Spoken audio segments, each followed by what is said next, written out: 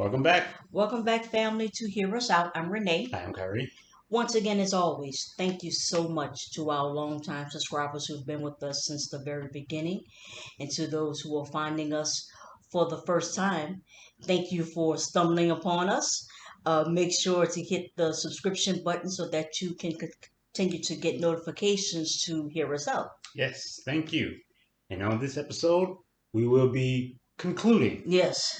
our reading and analysis of Nietzsche's Thus Spoke Zarathustra. Yeah, this one has been a long time coming because we have a lot that's going on, in our lives now, and that's really good. And so, we feel like this is the time to conclude these two because We could actually like do an episode on one and do an episode on on the another, other, but the two but parts are relatively short, right, and the ideas kind of build upon themselves, right, ramp up right. That's what I to was a going to say. They're sort of conclusion. connected, right? Yeah, ramp Right. up to a conclusion that feels better when it's all connected, all Better, right, discussed. right. So, like we said, Thus Spoke Zarathustra has 4 parts, right? So, in this episode, we will be reading and analyzing the final 2 parts Right. of Thus Spoke Zarathustra. And the last time we were here, Right. right? The last time we were, I'm sorry. Excuse me. It's that time, the weather Yeah, the weather is changing. is changing, and so yeah, that's where we are. Well, the last time we met Zarathustra, he was talking about this particular madness. That's the best way I can define it. In Of Redemption, when he was talking about trying to create a future that corrects and responds to your past. How that creates this cycle of what he calls justice, Right. but as defined as vengeance, right. When you're constantly, because he says justice is kind of like the nice way of putting revenge and punishment, right, and you can get caught in this entire eternal cycle of self-punishment, self-mutilation, when you are constantly trying to answer for a past that can never be changed. That's right. That can never actually be answered. Right. Or when you're trying, and when you do that, what you're trying to do, and trying to correct that past, right, or trying to avenge for it, what you do, you get trapped and get caught up in that to where it's almost like a self-fulfilling prophecy where you're not moving in the way that you think you should be moving because you're so busy looking back, and then looking back you're trying to correct for now, and that's problematic. Let's put it that way. It's like you say, it creates this feedback loop where you can only see your future through the lens of the pain that you experienced from your past, and you want so badly to correct it, answer it, avenge it, however you want to put it, that you end up creating your future as a reflection of your past. Right? And you think that in doing that, you have corrected something. Well, all you've done is really put yourself in this position where you are doomed to repeat it. Right. You've trapped yourself. Because you've created a reflection of your past. Right? And now, but this time, you're going to see it as that correction. You're going to see it as that vengeance. And you're going to be caught up in that cycle. Right? The self-mutilation and that madness trying to justify what it is that you have created. Right? When you've really created nothing. You've just repeated a cycle that has inflicted the pain that you say that on you. You're just that you say that you want to get rid of, over and over and over again. But yeah. So that's where we are. That was the last thing that we read from Zarathustra. But now, at the beginning of part 3, there's kind of this, like you said, this ramping up. It's ramping up to this conclusion. Because at the very beginning of this, at the end of, I think, the prologue, where Zarathustra talked about how he must go under. He must travel into the underworld. from a philosophical standpoint. He must go under and face the how what would you say demons of the underworld, these specters of the human condition. Right. He must face these things, and in doing so, he will rise from that underworld, hopefully enlightened with a better understanding of himself and humanity as a whole. Right? So, in this, at the beginning of part 3, we come to that shifting where he has been under, but now you're seeing that shift as he's beginning to rise, right? And the very first, because part 3 has 3 parts in and of itself, right? Right. And the very first part of part 3 is called "Of the Vision and the Riddle." And Zarathustra is on a ship. He's on a ship with sailors and adventurers, as he calls them, riding the ocean, and he is struck with the understanding that these particular people have of life, mainly because the way that they live their life is through risking it. Right? They adventure, they kind of give their fate to the sea, and they have to trust their ability to be able to contend with it. And in doing that, it gives them a very particular understanding of life, something a bit clearer than what you would see from, the monks and the holy men who philosophize about life, but at a great distance to it.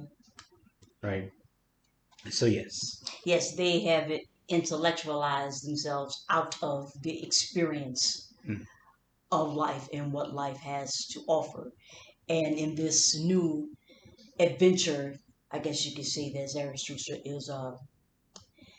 is experiencing, he he he comes to understand or to sort of broaden his definition of courage and what it takes for man to live, to experience.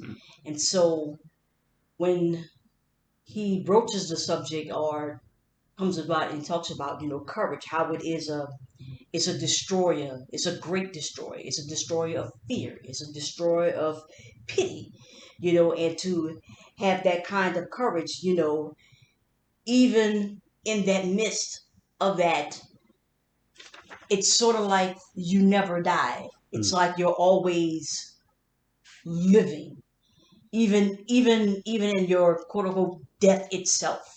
You still live. And I think I had mentioned how I thought about, great men of honor who we hold, in such high regard. Like, the courage to be those type of people, to risk their lives in order for life itself. So yeah, that's just something I wanted to. So because talking about courage is what he says. But there is something in me that I call courage. It has always destroyed every discouragement in me. This courage at last bade me stop and say, "Dwarf, you or I?" Because he's talking to the sailors about a vision. Yeah. A vision of. We're gonna get into People that. gonna right. But to continue, for courage is the best destroyer. Courage that attacks, for in every attack there is a triumphant shout. Man, however, is the most courageous animal. With his courage, he has overcome every animal.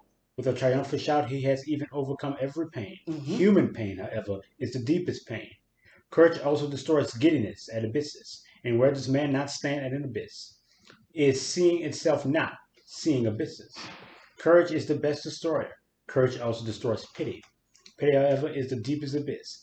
As deeply as man looks into life, so deeply does he look also into suffering. Courage is the best destroyer. Courage that attacks. It destroys even death, for it says, "Was that life? Well then, once more." But there is a great triumphant song, a great triumphant shout in such saying. He who has ears to hear, let him hear. Right. That courage is what makes you human. Okay, because it allows for you to do things that you probably would not venture into doing. Okay, it allows for you to, for you to do what is necessary and to even do what's the unthinkable, the untold. And in doing that, that is life. That Like is Nietzsche, like we said, has this ideal of denial, mm-hmm. denial of the self, of Mm-hmm. denial of those things which take you away from the overman. Right. And one of those things is the comfort Mm-hmm. that one experiences when couched Right. in Mm-hmm. the uh, uh, old moral standard, right? And that old moral standard, when he talks about the last man, it's very comfortable. Mm-hmm. It is very certain. Mm-hmm. It does not incur risk. Does not incur any risk Mm-hmm. at all because of the certainty of it. You Right. know exactly what you're going to get, Mm-hmm. right? But when someone is willing to risk, truly risk, is courageous enough, Mm-hmm.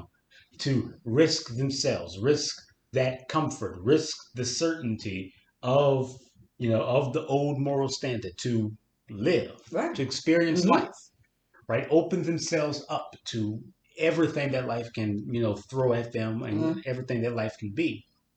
When a person is willing to do that, it is through that experience. It is through that choice in and of itself that they understand life. Mm-hmm. Because it's not about fighting. It's not about risking. Risking. Right. Mm-hmm. It's about being willing to Mm-hmm. risk, being willing to fight, Mm-hmm. being willing to take the chance. Mm-hmm. That is, that's the bridge to the overman. Mm-hmm. That's, um, that's the thing in which Nietzsche is trying so desperately to impart. Mm-hmm. In that, because he isn't a healer, like we established earlier Right. on. Right. He is not a healer. Right.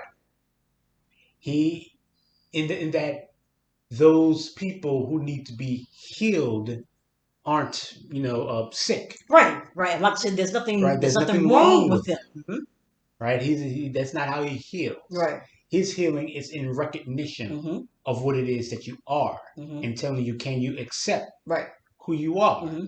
as you are now? Right. And experience life in how It you comes are. to you, Right. How it yeah. comes to you. Right. So Mm-hmm. he like I said, that's not what he does. So the ability to risk, the willingness to risk life is what gives, you know, is what gives the deeper Mm-hmm. understanding as a whole.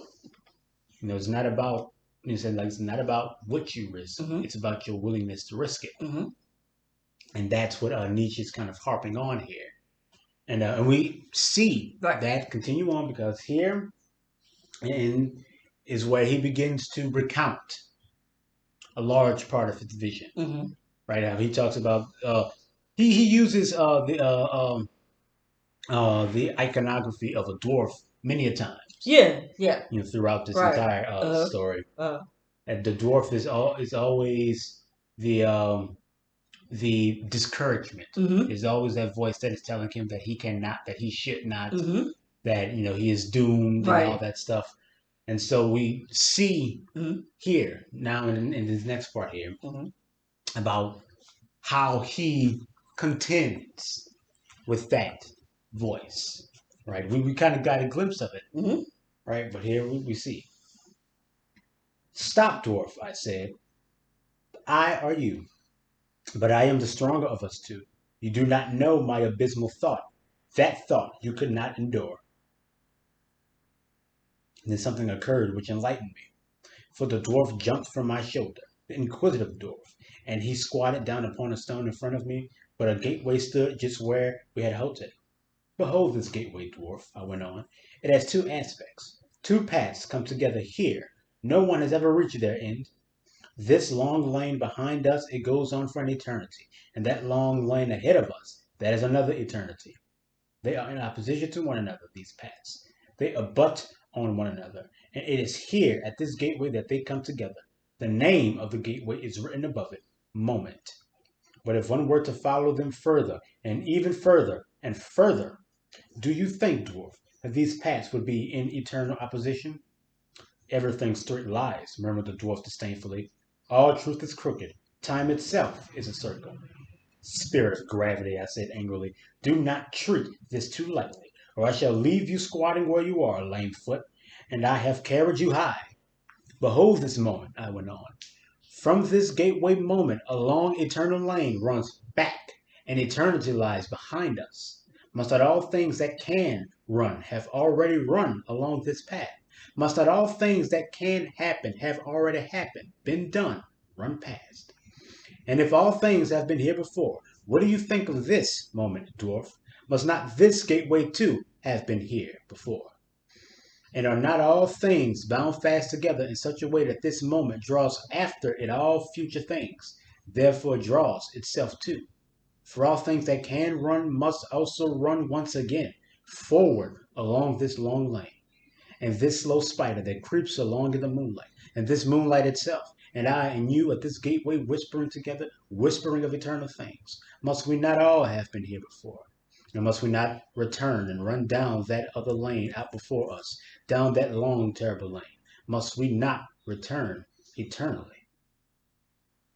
So here is where we first begin to burgeon upon the concept of the eternal recurrence. Mm-hmm. Right? We talked about this. I think there's a whole episode. Yeah, we did, right. But what Nietzsche is talking about is if everything lies in front of us, mm-hmm. and if everything lies behind us, eternally, forever, mm-hmm. as it is before us and behind us, then if we walk down this path, run down this path, this moment, mm-hmm. right? Because that's the gateway that they are existing in. If we experience this moment, if we were to experience eternity, will we not then experience this moment again? Mm-hmm. And again and again and again? Mm-hmm. Forever and always experiencing this moment and mm-hmm. all moments, which are bound in this cycle of eternal recurrence. Are we not meant to constantly find ourselves in the same position over and over again? Asking the same questions over and over again, doing the same things over and over again. Mm-hmm.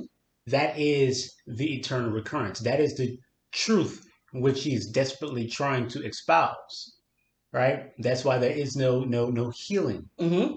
not in the prototypical sense, not for Zarathustra, because you are bound to stand in that moment again. You are bound to experience that same thing again. The mm-hmm. healing is not in the physical. It is in the acceptance, mm-hmm. the willingness, right. Like we said before, the willingness to risk, the willingness to do, mm-hmm. right? And he continues on here. Thus I spoke, and I spoke more and more softly, for I was afraid of my own thoughts and reservations. Then suddenly I heard a dog howling nearby.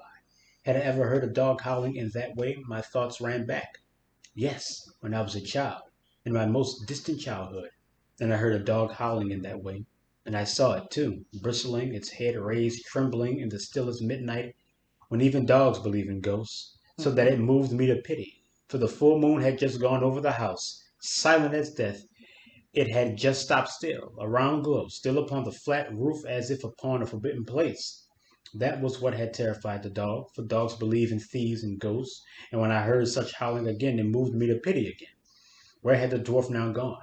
And the gateway, and the spider, and all the whispering? Had I been dreaming? Had I awoken?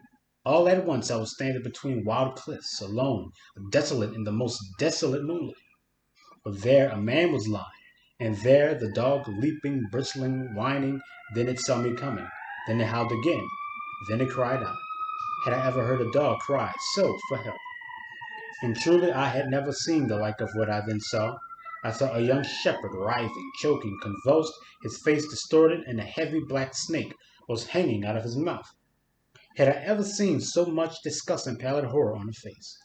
Had he perhaps been asleep? Then the snake had crawled into his throat, and there it had bitten itself fast. My hands tugged and tugged at the snake. In vain they could not tug the snake out of the shepherd's throat. Then a voice cried from me, "Bite! Bite! Its head off! Bite!" Thus a voice cried from me. my horror, my hate, my disgust, my pity, all my good and evil cried out of me with a single cry. You bold men around me, you adventurers, and those of you who have embarked with cunning sails upon undiscovered seas, you who take pleasure in riddles, solve for me the riddle that I saw, interpret to me the vision of the most solitary man, for it was a vision and a premonition. What did I see in allegory, and who is it that must come one day? Who is the shepherd into whose mouth the snake thus crawled? Who is the man into whose throat all that is heaviest, blackest, will thus crawl? The shepherd, however, bit as my cry had advised him. He bit with a good bite. He spat far away the snake's head and sprang up, no longer a shepherd, no longer a man, a transformed being, surrounded with light, laughing. Never yet on earth had any man laughed as he laughed. Oh, my brothers, I heard a laughter that was no human laughter, and now a thirst consumes me, a longing that is never stilled. My longing for this laughter consumes me. Oh, how do I endure still to live, and how could I endure to die now? Thus spoke Zarathustra. Mm-hmm. Right? So, in the midst of his conversation with the dwarf, in the midst of him extolling the eternal recurrence and telling this dwarf that I will carry you, I will continue to carry you forever and always. Can you accept that?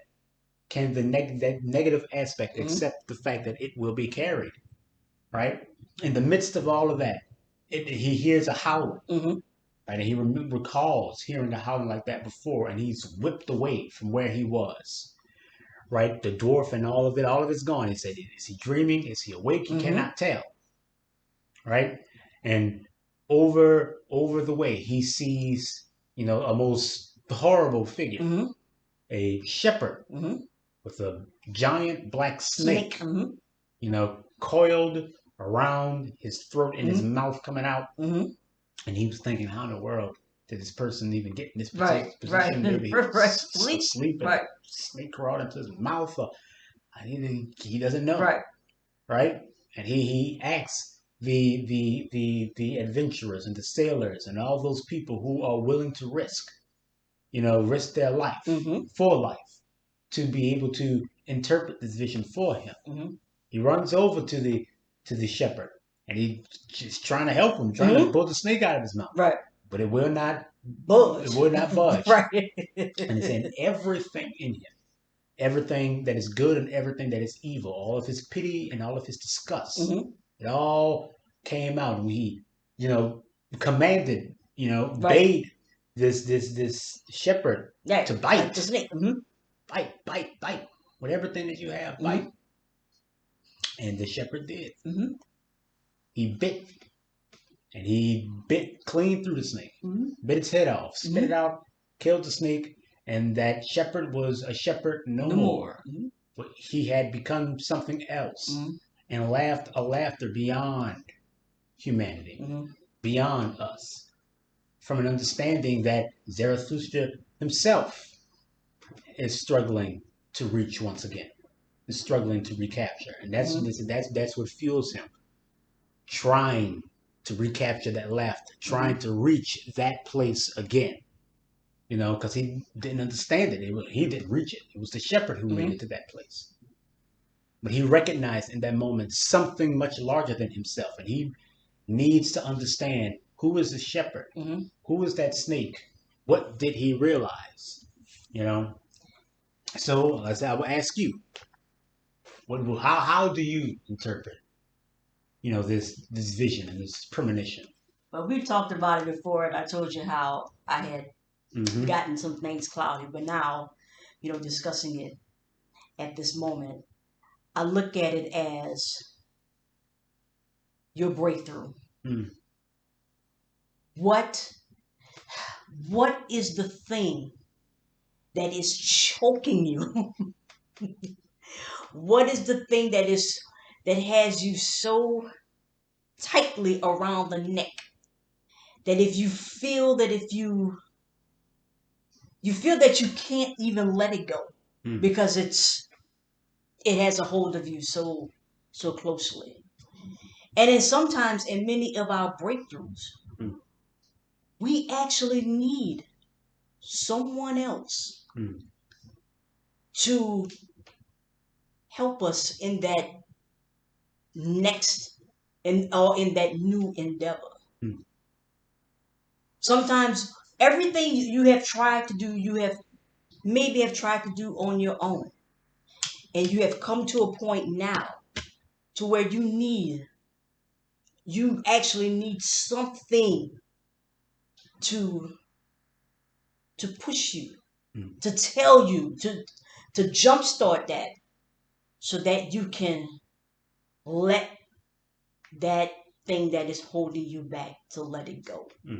And when you let it go, you have to let it go probably in the most violent of ways, or in a way that is irrevocable. Correct. Where there is no going back to. So that's what I gleaned from it. Yeah. When I read this, I wrote down what I thought everything to be. Right. So this is the thought as it occurred to me right when I read this. The shepherd is man and the snake is life, i.e., this life, a material life, a physical life. Shepherds are known for keeping sheep, i.e., scapegoats, divine sacrifices. But there is no goat, no sacrifice, no risk. Only a snake that has made a home in the shepherd's throat. The shepherd is choking on the snake, but he does not resist it, not until Zarathustra tells him to bite it, to kill the snake. The shepherd sacrificing life as he knows it and reaches a greater understanding and a greater being. So he laughs because he knows what he has become. Right? Because the way I see it, like, shepherds they tend to shepherd sheep. Right. That's where the word comes from. And sheep, lambs are, like I said, divine sacrifices, are known as scapegoats, like Jesus was, the Lamb of God, stuff like that. To hold, the sin of man. And through his sacrifice, we're all meant to be forgiven. So there were a lot of rituals during that time. That's where the word scapegoat comes from. Right. Where there would be this, this sheep that was ritually, sacrificed to purify the people. Right. But this shepherd has no sheep. Right. There was no sheep around. It was just him. So how is he a shepherd? Right. If he has no sheep? Right. There was just him, and there was just this snake in his throat. And in my mind, you would have to try harder to not bite the snake if it was like literally in your mouth, right, choking you, made a home in your throat. You would have to try harder to not bite the snake than to bite the snake, right? And he's suffering, he's choking, it's hurting him. Yeah. But he doesn't bite the snake. Not until Zarathustra comes along. And after Zarathustra tugs at the snake and tries to get it out of him, and he can't, he tells, the shepherd with no sheep to kill the snake, to bite the snake with everything in him. He tells him to kill the snake, the one thing that can be sacrificed in this moment. Right? So the shepherd does as Zarathustra bade him to do. He bites the head of the snake off. That's what I'm saying. That's why the snake is life as we know it. It is terrible. It is suffocating. Right? It chokes you, it binds you, but you do not resist it because you are a shepherd without a sheep. You have no purpose outside of choking on the snake. Right. So the very idea of opposing it is, no matter what it does to you, it is so outside of your decision making that you would writhe in pain, choking eternally on this life, right? Because you cannot oppose the snake, because the snake is all that you know. You have no other way of existing. You have no sheep, nothing to sacrifice, nothing to give outside of this one experience that's all you have. And even though it is choking you, even though it hurts you, you hold on desperately. You have to try harder not to bite the snake. Right. Right? But then Zarathustra comes, and he's trying to get the snake out of your throat. But he can't do it. Right. All he can tell you to do is to kill the snake. Right. You have to do it. Right. And then he does. He bites the snake, kills the snake, he spits his head halfway across. Wherever it was, right? And then he is no longer a shepherd because he's fulfilled his purpose. Right. He has led his lamb to slaughter. He has did what he was bade to do. And through giving, sacrificing, denying the experience, he became something else. And he laughed because he knew what he has become. And what has he become? It was something, I would say, the child. Yeah. Right? The third phase of the metamorphosis. He did what he was meant to do. He gave. He gave, and it allowed him to reach a point beyond. Right. It allowed him to cross that threshold into a being that was new, wholly new. Right? And he laughed from a place that Zarathustra has been wanting to get to, right, his entire life.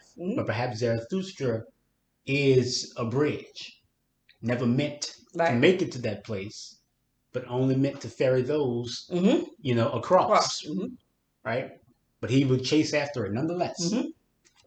Maybe. Right? But that's how I saw the whole thing. And it's like, I look at it and it's like, I think that he has Nietzsche, Zarathustra, has this predilection for giving, right? Which is something that we see especially in the faith that he's opposing, right? This predilection for sacrifice. But what Nietzsche is telling you to sacrifice, what Zarathustra is telling you to give, is much more integral than what the church at the time was telling you to give. He wasn't telling you to give a confession. Right. He wasn't telling you to give a tithe. That's right. Right. He was telling you to give your understanding of life as you know it. To just give up on all of this. Right. Stop it. It's choking you. More than that. To kill it. Right. It's choking you, so therefore you need this. To kill it. Utterly and absolutely. To free yourself to become something else. Right. So that was of the vision and the riddle. Right. So now, and like we said, not like you said, but like he said, he touched on the idea of the spirit of gravity, right? When he was talking to the dwarf, he called the dwarf the spirit of gravity, that thing that was weighing him down. Right? He tells the dwarf that. And now the second part of part 3. Right. Right? The second and final part of part 3, which is, like I say, in and of itself, broken down into, I think, 2 parts. Yeah. Right? 2 little vignettes. Two little parts. Right? And then no, there's 3 parts. There's 3 parts in part 1, 3. 2.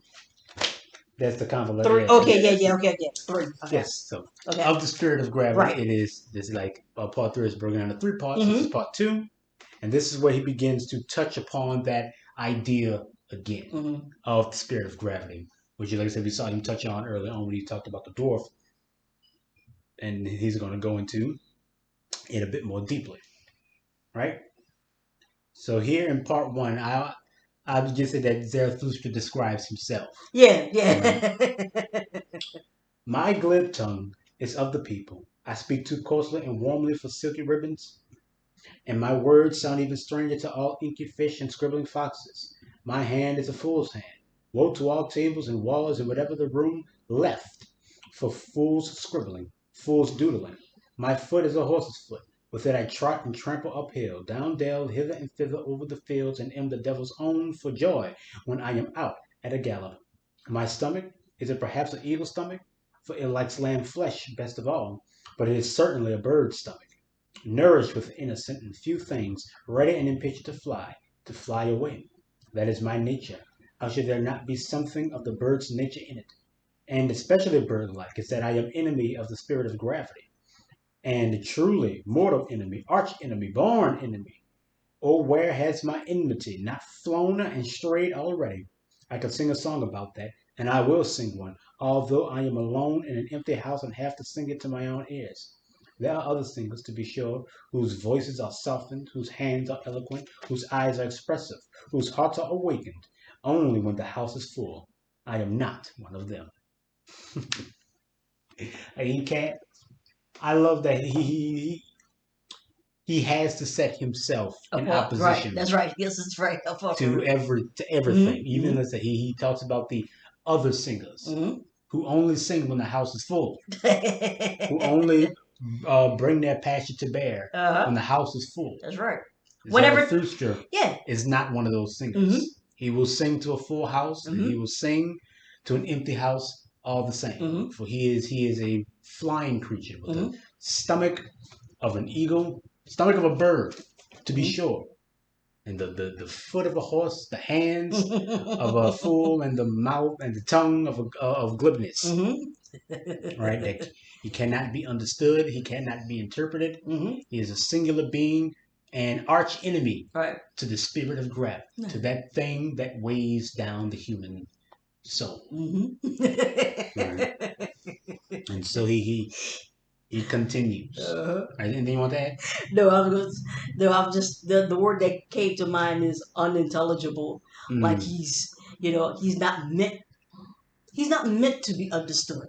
I mean, well, he wants you to get what he's saying, but for he him, wants to be understood desperately. Yeah, but he just can't. Right. Right. That's what he is. So this is part 2 of the spirit of gravity. He who will one day teach men to fly will have moved all boundary stones. All boundary stones will themselves fly into the air to him. He will baptize the earth anew as the weightless. The ostrich runs faster than any horse, but even he sticks his head heavily into heavy earth. That is what the man who cannot yet fly is like. He calls earth and life heavy, and so will the spirit of gravity have it. But he who wants to become a light and a bird must love himself. Thus do I teach. Not with the love of the sick and diseased, to be sure, but with them even self loves things. One must learn to love oneself with a sound and healthy love, so that one may endure it with oneself and not go roaming about. Thus do I teach. Such roaming about calls itself love of one's neighbor. These words have been up to now the best for lying and dissembling, and especially for those who were oppressive to everybody. And truly to learn to love oneself is no commandment for today or for tomorrow. Rather is this art the finest, subtlest, ultimate, and most patient of all. I just want to stop right here right quick. Because that line about loving the neighbor and stuff like that, That's right. Something That's right. you and I have talked about many times before. Right? We say the sacrifice for yourself, for your neighbor, is not martyrdom, it is ego. Right? The sacrifice of your neighbor for yourself is not self-preservation, it's ego. Right? He kind of touches on that same thing here. Right. He's right, and he said that this love in which he's talking about is not the love of those things which need love. Right? It is not like it's not a love of the sick. It is not a love of it is not an egotistical thing where you feel like you are helping and or healing. Right? It is something that is meant to exist in and of itself. Right? It can be used. It can be used in that way. But the way it comes from, where with the fount in which it is birthed, must be self-sustaining outside of that particular paradigm. Right. Right? But when your love is only that of the pitiable, Right. of the sickness, and you think that through that love you are going to cure the sickness, right? Not that you can't, but the thing is you do that and it's no love in and of itself. Right. It requires. So it becomes another one of those self-fulfilling prophecies where there must be sickness. There must be a pitiable aspect to life in order for you to love it. Right? And then, like I say, you end up creating the very thing you think you're healing. Right. Right? And then that's what he's touching upon. Right. When it means that self-sustaining love. He talks about that, and when he talked about the gold and how truth is of valuable in and of itself, Right. right? He's very, very, very married to this idea of breaking dependency on particular aspects of life and having those things that you value of life being self-sustaining of your own will.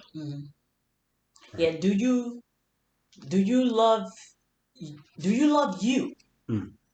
Right. And does that, you make yourself light, right? Because if you are able to truly love yourself, Mm.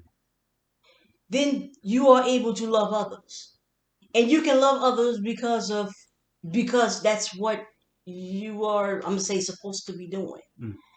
It's not out of, oh, they don't have anything or whatever, so therefore, I must, reach out or do whatever. But can you genuinely, if you can genuinely love yourself, And there is nothing to gain. right, where there's no brownie points, I'll say that's involved. And there's nothing to lose. Yeah. Are you able then to extend that to others? Mm. Can you extend yourself in that way? And that's what I. Hmm. So to continue here, for all his possessions are well concealed from the possessor, and of all treasure pits, one's own is the last to be digged. The spirit of gravity is the cause of that. Almost in the cradle are we presented with heavy words and values. This dowry calls itself good and evil. For its sake we are forgiven for being alive. And we suffer little children to come to us to prevent them in good time from loving themselves. The spirit of gravity is the cause of that. And we who bear loyally what we have been given upon hard shoulders, over rugged mountains. And when we sweat, we are told, yes, life is hard to bear. But only man is hard to bear. That is because he bears too many foreign things upon his shoulders. Like the camel, he kneels down and lets himself be well laden, especially the strong, weight-bearing man in whom dwell respect and awe. He has laden too many foreign heavy words and values upon himself. Now life seems to him a desert. And truly, many things that are one's own are hard to bear too. And much that is intrinsic in man is like the oyster, that is loathsome and slippery and hard to grasp. So that a noble shell with noble embellishments must intercede for it. But one has to learn this art as well, to have a shell and a fair appearance and a prudent blindness. Again, it is deceptive about many things in man that many a shell is inferior and wretched, and too much of a shell. Much hidden goodness and power is never guessed at. The most exquisite dainties find no tasters. Women are the most exquisite of them. Know this, a little fatter, a little thinner, oh, how much fate lies in so little. Man is difficult to discover, most of all to himself. The spirit often tells lies about the soul. The spirit of gravity is the cause of that. But he has discovered himself who says, this is my good and evil. He has silenced thereby the mole and dwarf who says, good for all, evil for all. Truly I dislike also those who call everything good and this world the best of all. I call such people the all contented. All contentedness that knows how to taste everything. That is not the best taste. I honor the obstinate, fastidious tongues and stomachs that have learned to say I and yes and no. But to chew and digest everything. That is to have a really swinish nature. Always to say yeah. Only the ass and those like him have learned that. Deep yellow and burning red, that is to my taste. It mixes blood with all colors. But he who whitewashes his house betrays to me a whitewashed soul. One who loves mummies, the other phantoms, and both alike enemy to all flesh and blood. Oh, how both offend my taste. For I love blood, and I do not want to stay and dwell where everyone spews and spits. That is not now my taste. I would rather live among thieves and purgers. No one bears gold in his mouth. More offensive to me, however, are all the lick spittles. And the most offensive beast of man I ever found I baptized parasite. It would not love, yet wanted to live by love. I call wretched all who have only one choice, to become an evil beast or an evil tamer of beasts. I would build no tabernacles among these men. I also call wretched those who always have to wait. They offend my taste. all tax collectors and shopkeepers and kings and other keepers of land and shops. Truly, I too have learned to wait. I have learned it from the very heart, but only to wait for myself. And above all, I have learned to stand and to walk and to run and to jump and to climb and to dance. This, however, is my teaching. He who wants to learn to fly one day must first learn to stand and to walk and to run and to climb and to dance. You cannot learn to fly by flying. With rope ladders I learned to climb to many a window. With agile legs I climbed up high masts. To sit upon high masts of knowledge seemed to me no small happiness. To flicker like little flames upon high masts, a little light, to be sure, but yet a great comfort to cast away sailors into shipwreck. I came to my truth by diverse paths and in diverse ways. It was not upon a single ladder that I climbed to the height where my eyes surveyed my distances, and I have asked the way only unwillingly. That has always offended my taste. I have rather questioned and attempted the ways themselves. All my progress has been in attempting and in questioning, and truly one has to learn how to answer such questioning. That, however, is to my taste. Not good taste, not bad taste, but my taste, which I no longer conceal, and of which I am no longer ashamed. This is now my way. Where is yours? Thus I answered those who asked me the way, for the way does not exist. That's right. Thus spoke Zarathustra. Yeah, life is an experience and it has its steps. And you have to go through all of those. There are no shortcuts in this glory. We want it to be, and I know sometimes it feels as if it's taking too long. This should be done already, or whatever that this is, that it should have been done already. But what we are experiencing, for all of our wanting to go fast, is that you move at the pace that you have to move.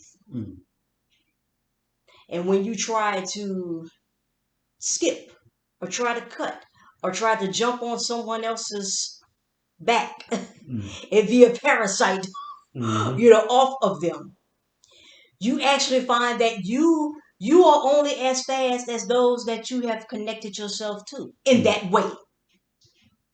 So it may feel as if someone or something is actually ahead of you, but they really are not, because they have decided to link themselves to you in a particular way. So therefore they cannot move. They cannot move, without you. So this process, you know, as it is that I'm not saying it's going to take its time, but there are no shortcuts. I feel like what Zarathustra just talked about here is something that we've talked about many times. I think it's something that we said in the very, very, very first episode of all of this, is that we're not here to try to espouse what you ought to be believing in and what the truth is. We're here to try to create a space for you to develop your own sense of truth, right? And that's what he said. He said, I don't have good taste or bad taste. It is my taste. Right. And the travails that he went through were not in trying to develop the taste, but his taste. Right. And being able to accept that he has his taste. Some things are acceptable to him. Some things are unacceptable to him. And he has went down this path with the assurity that whatever it is going to be him. It's going to be how he relates. It's going to be how he answers the question. How he even is able to ask the question. Right? And being comfortable enough with his answers. Because they are his. Right.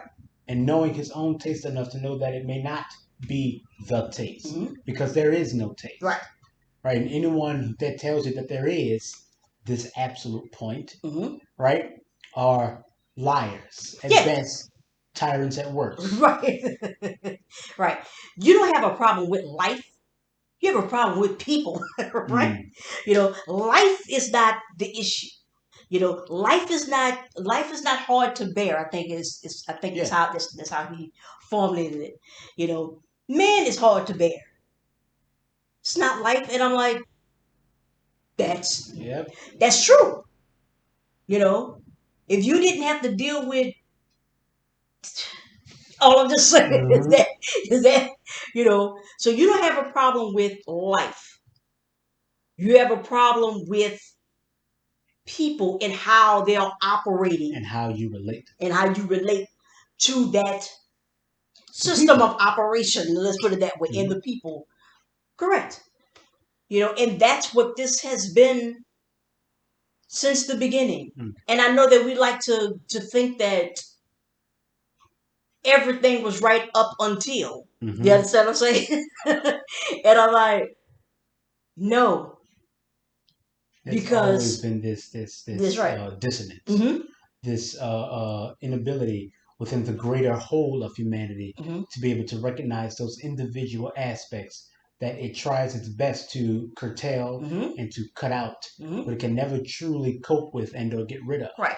Because there is always the other man who relates to life in a way that you do not.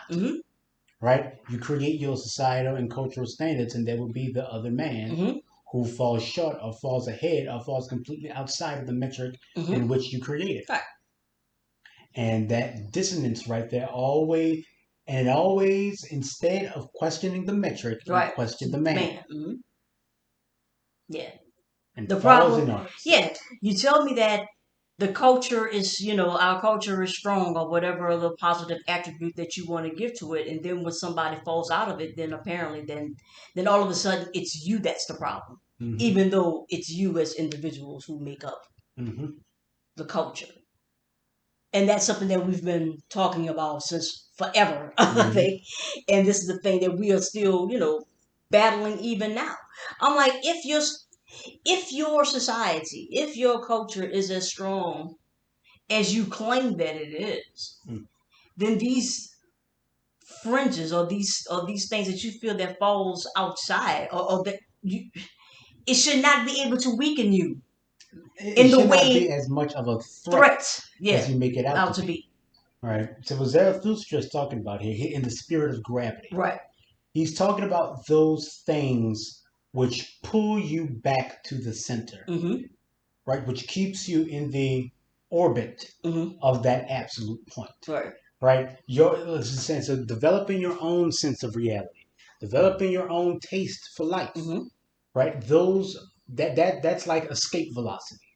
Right? You're moving at the speed of sound against the atmosphere, right? And there's a sonic boom happening, but there's that gravity, right, of the taste, of the norms, of the standards that are meant to bring you back to the ground, bring you back to earth, right? That spirit of gravity, those things. Like I said, culture is a trap. Yeah. Right? Like we've said that Dune quote, we used it many a times. Right? Of that thing which is meant to regress you, and regression is a aspect of life, right? You can see it like how things, at least from a human sense, tend to always get brought back down to that sense of normalcy, right? You can even you can see it just physically, right? If you have parents, like two parents who are abnormally large, right, abnormally tall, Right. one is 6'7", the other 6'9". Right. Most likely their child is going to be like 6'5", Yeah. 6, still above average, right?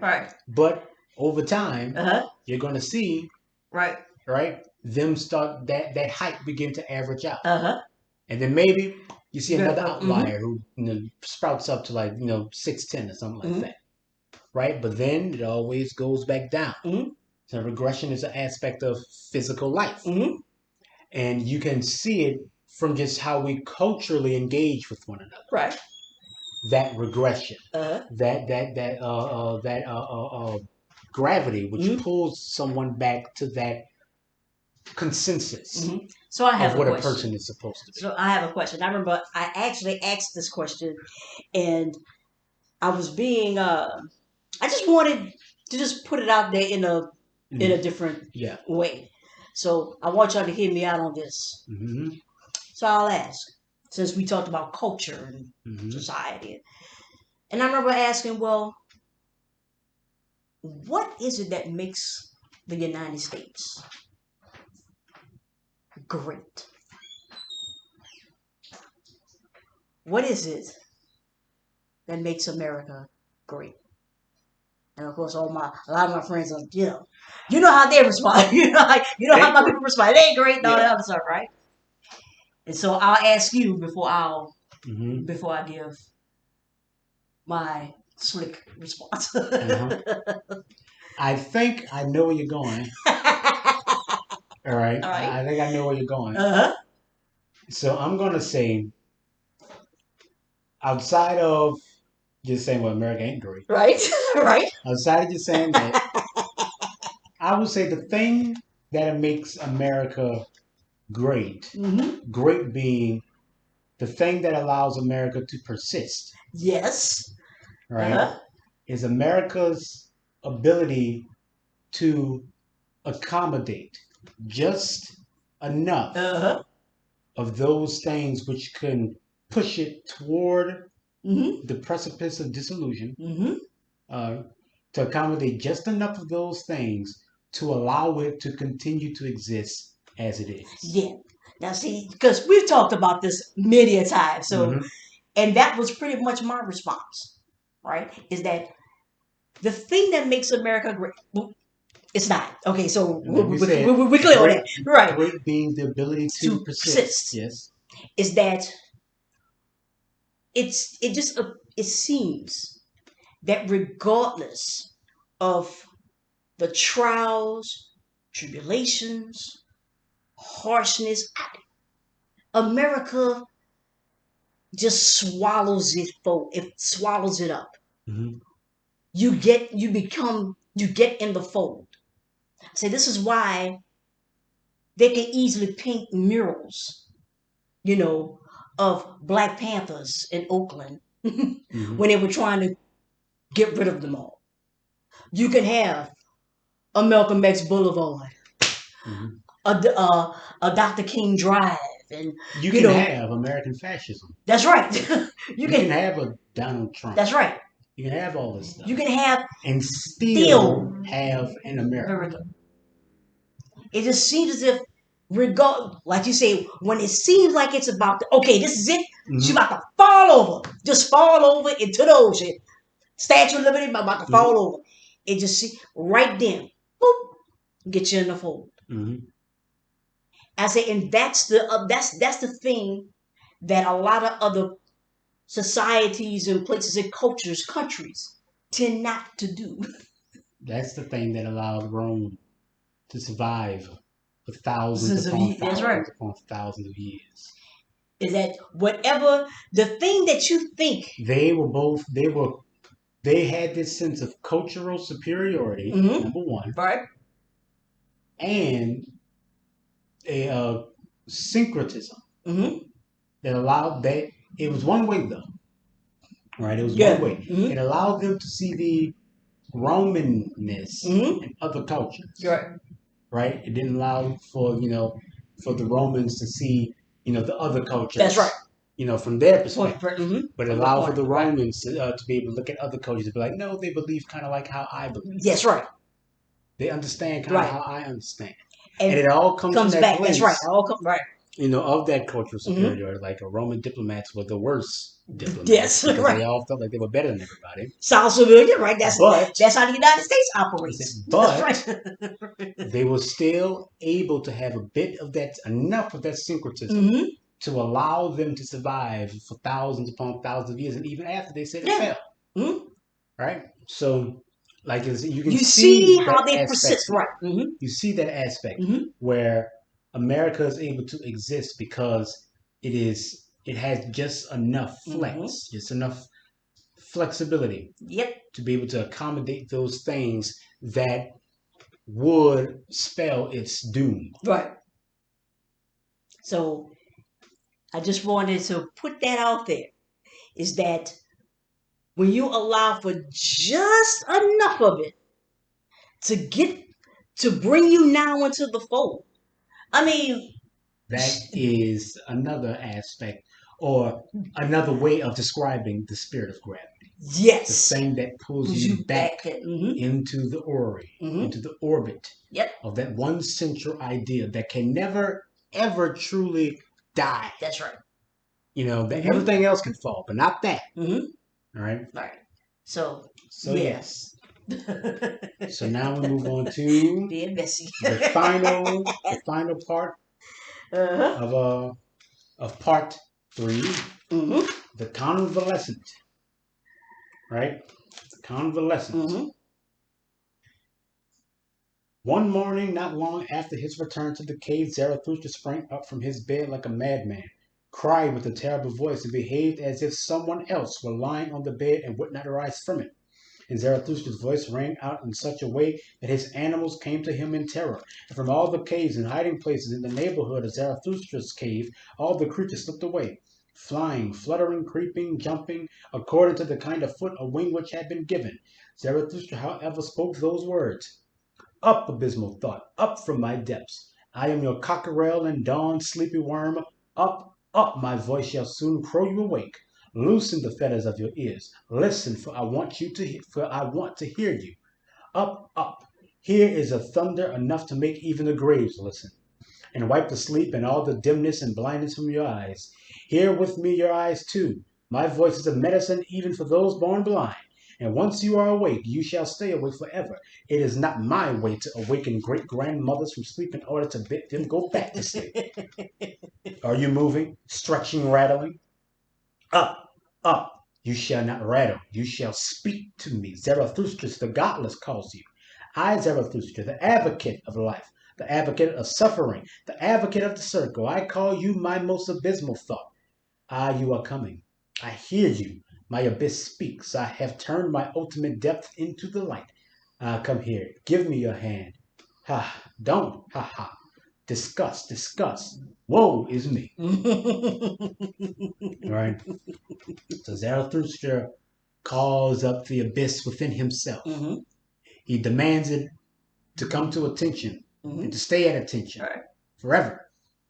Right? And this is what he says to it. Hardly had Zarathustra spoken these words, however, when he fell down like a dead man and remained like a dead man for a long time. But when he again came to himself, he was pale and trembling and remained lying down, and for a long time would neither eat nor drink.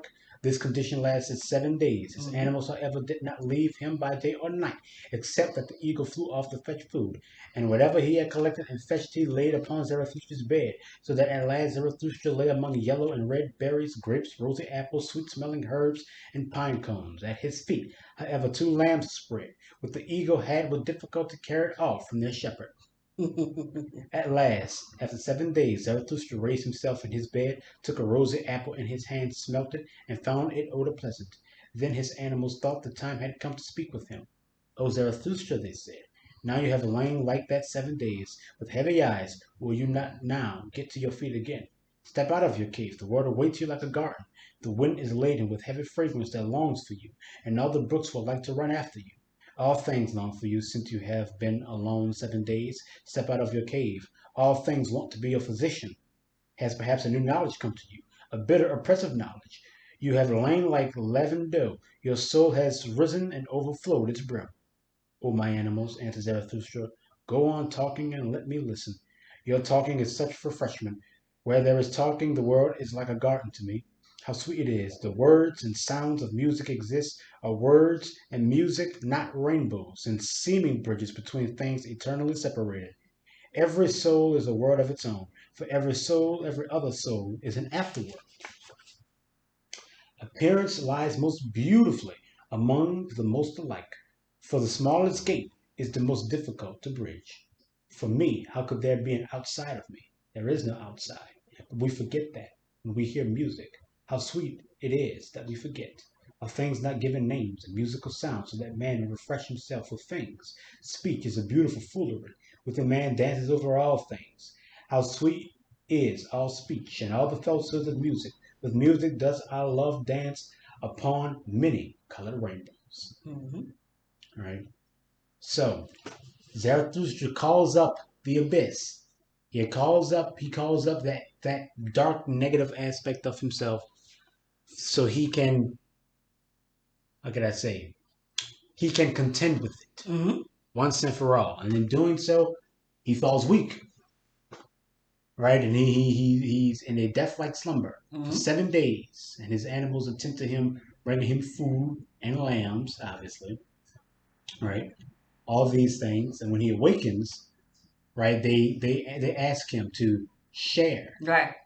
right, to speak. The wind waits for you. The Mm-hmm. world waits for you, like a garden waiting to be planted. Whatever seed of wisdom you were able to carry out of your death-like slumber, right?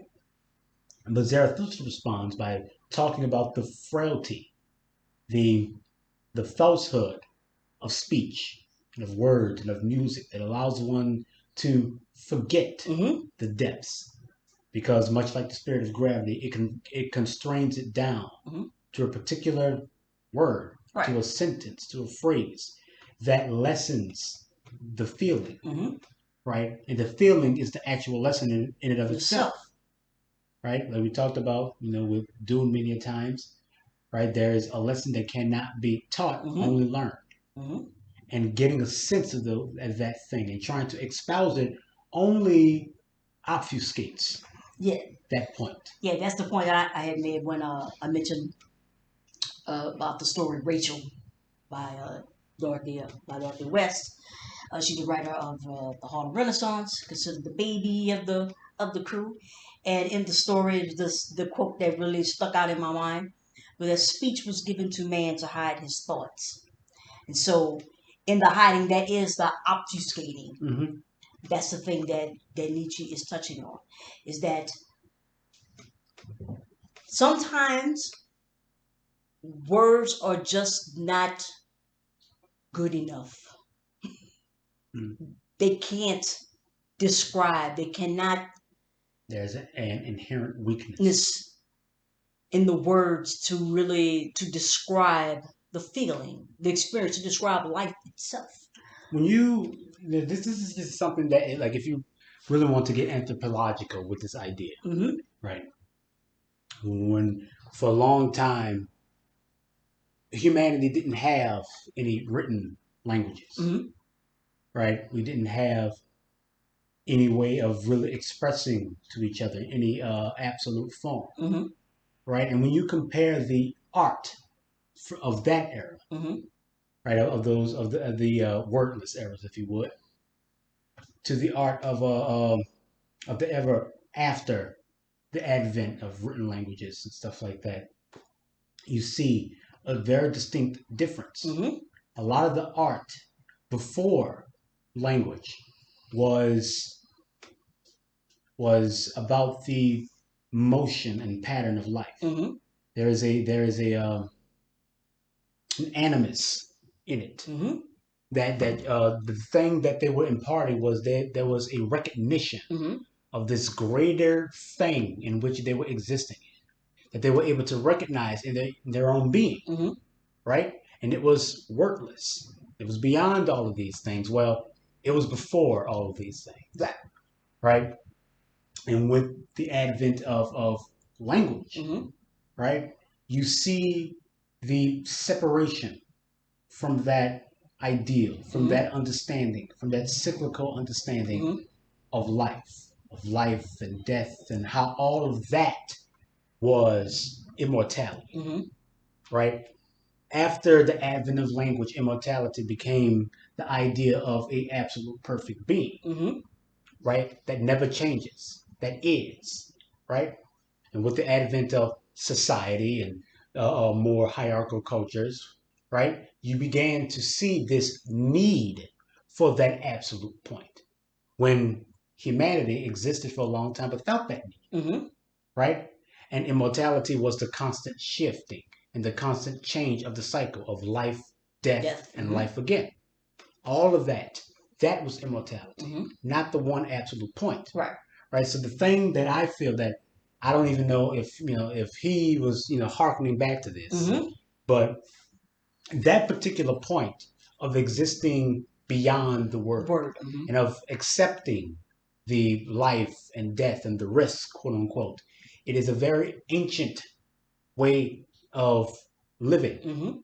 It is something that humanity, you could say, grew out of or grew away from through its uh, it's a victim of its own success. Yeah. In a sense.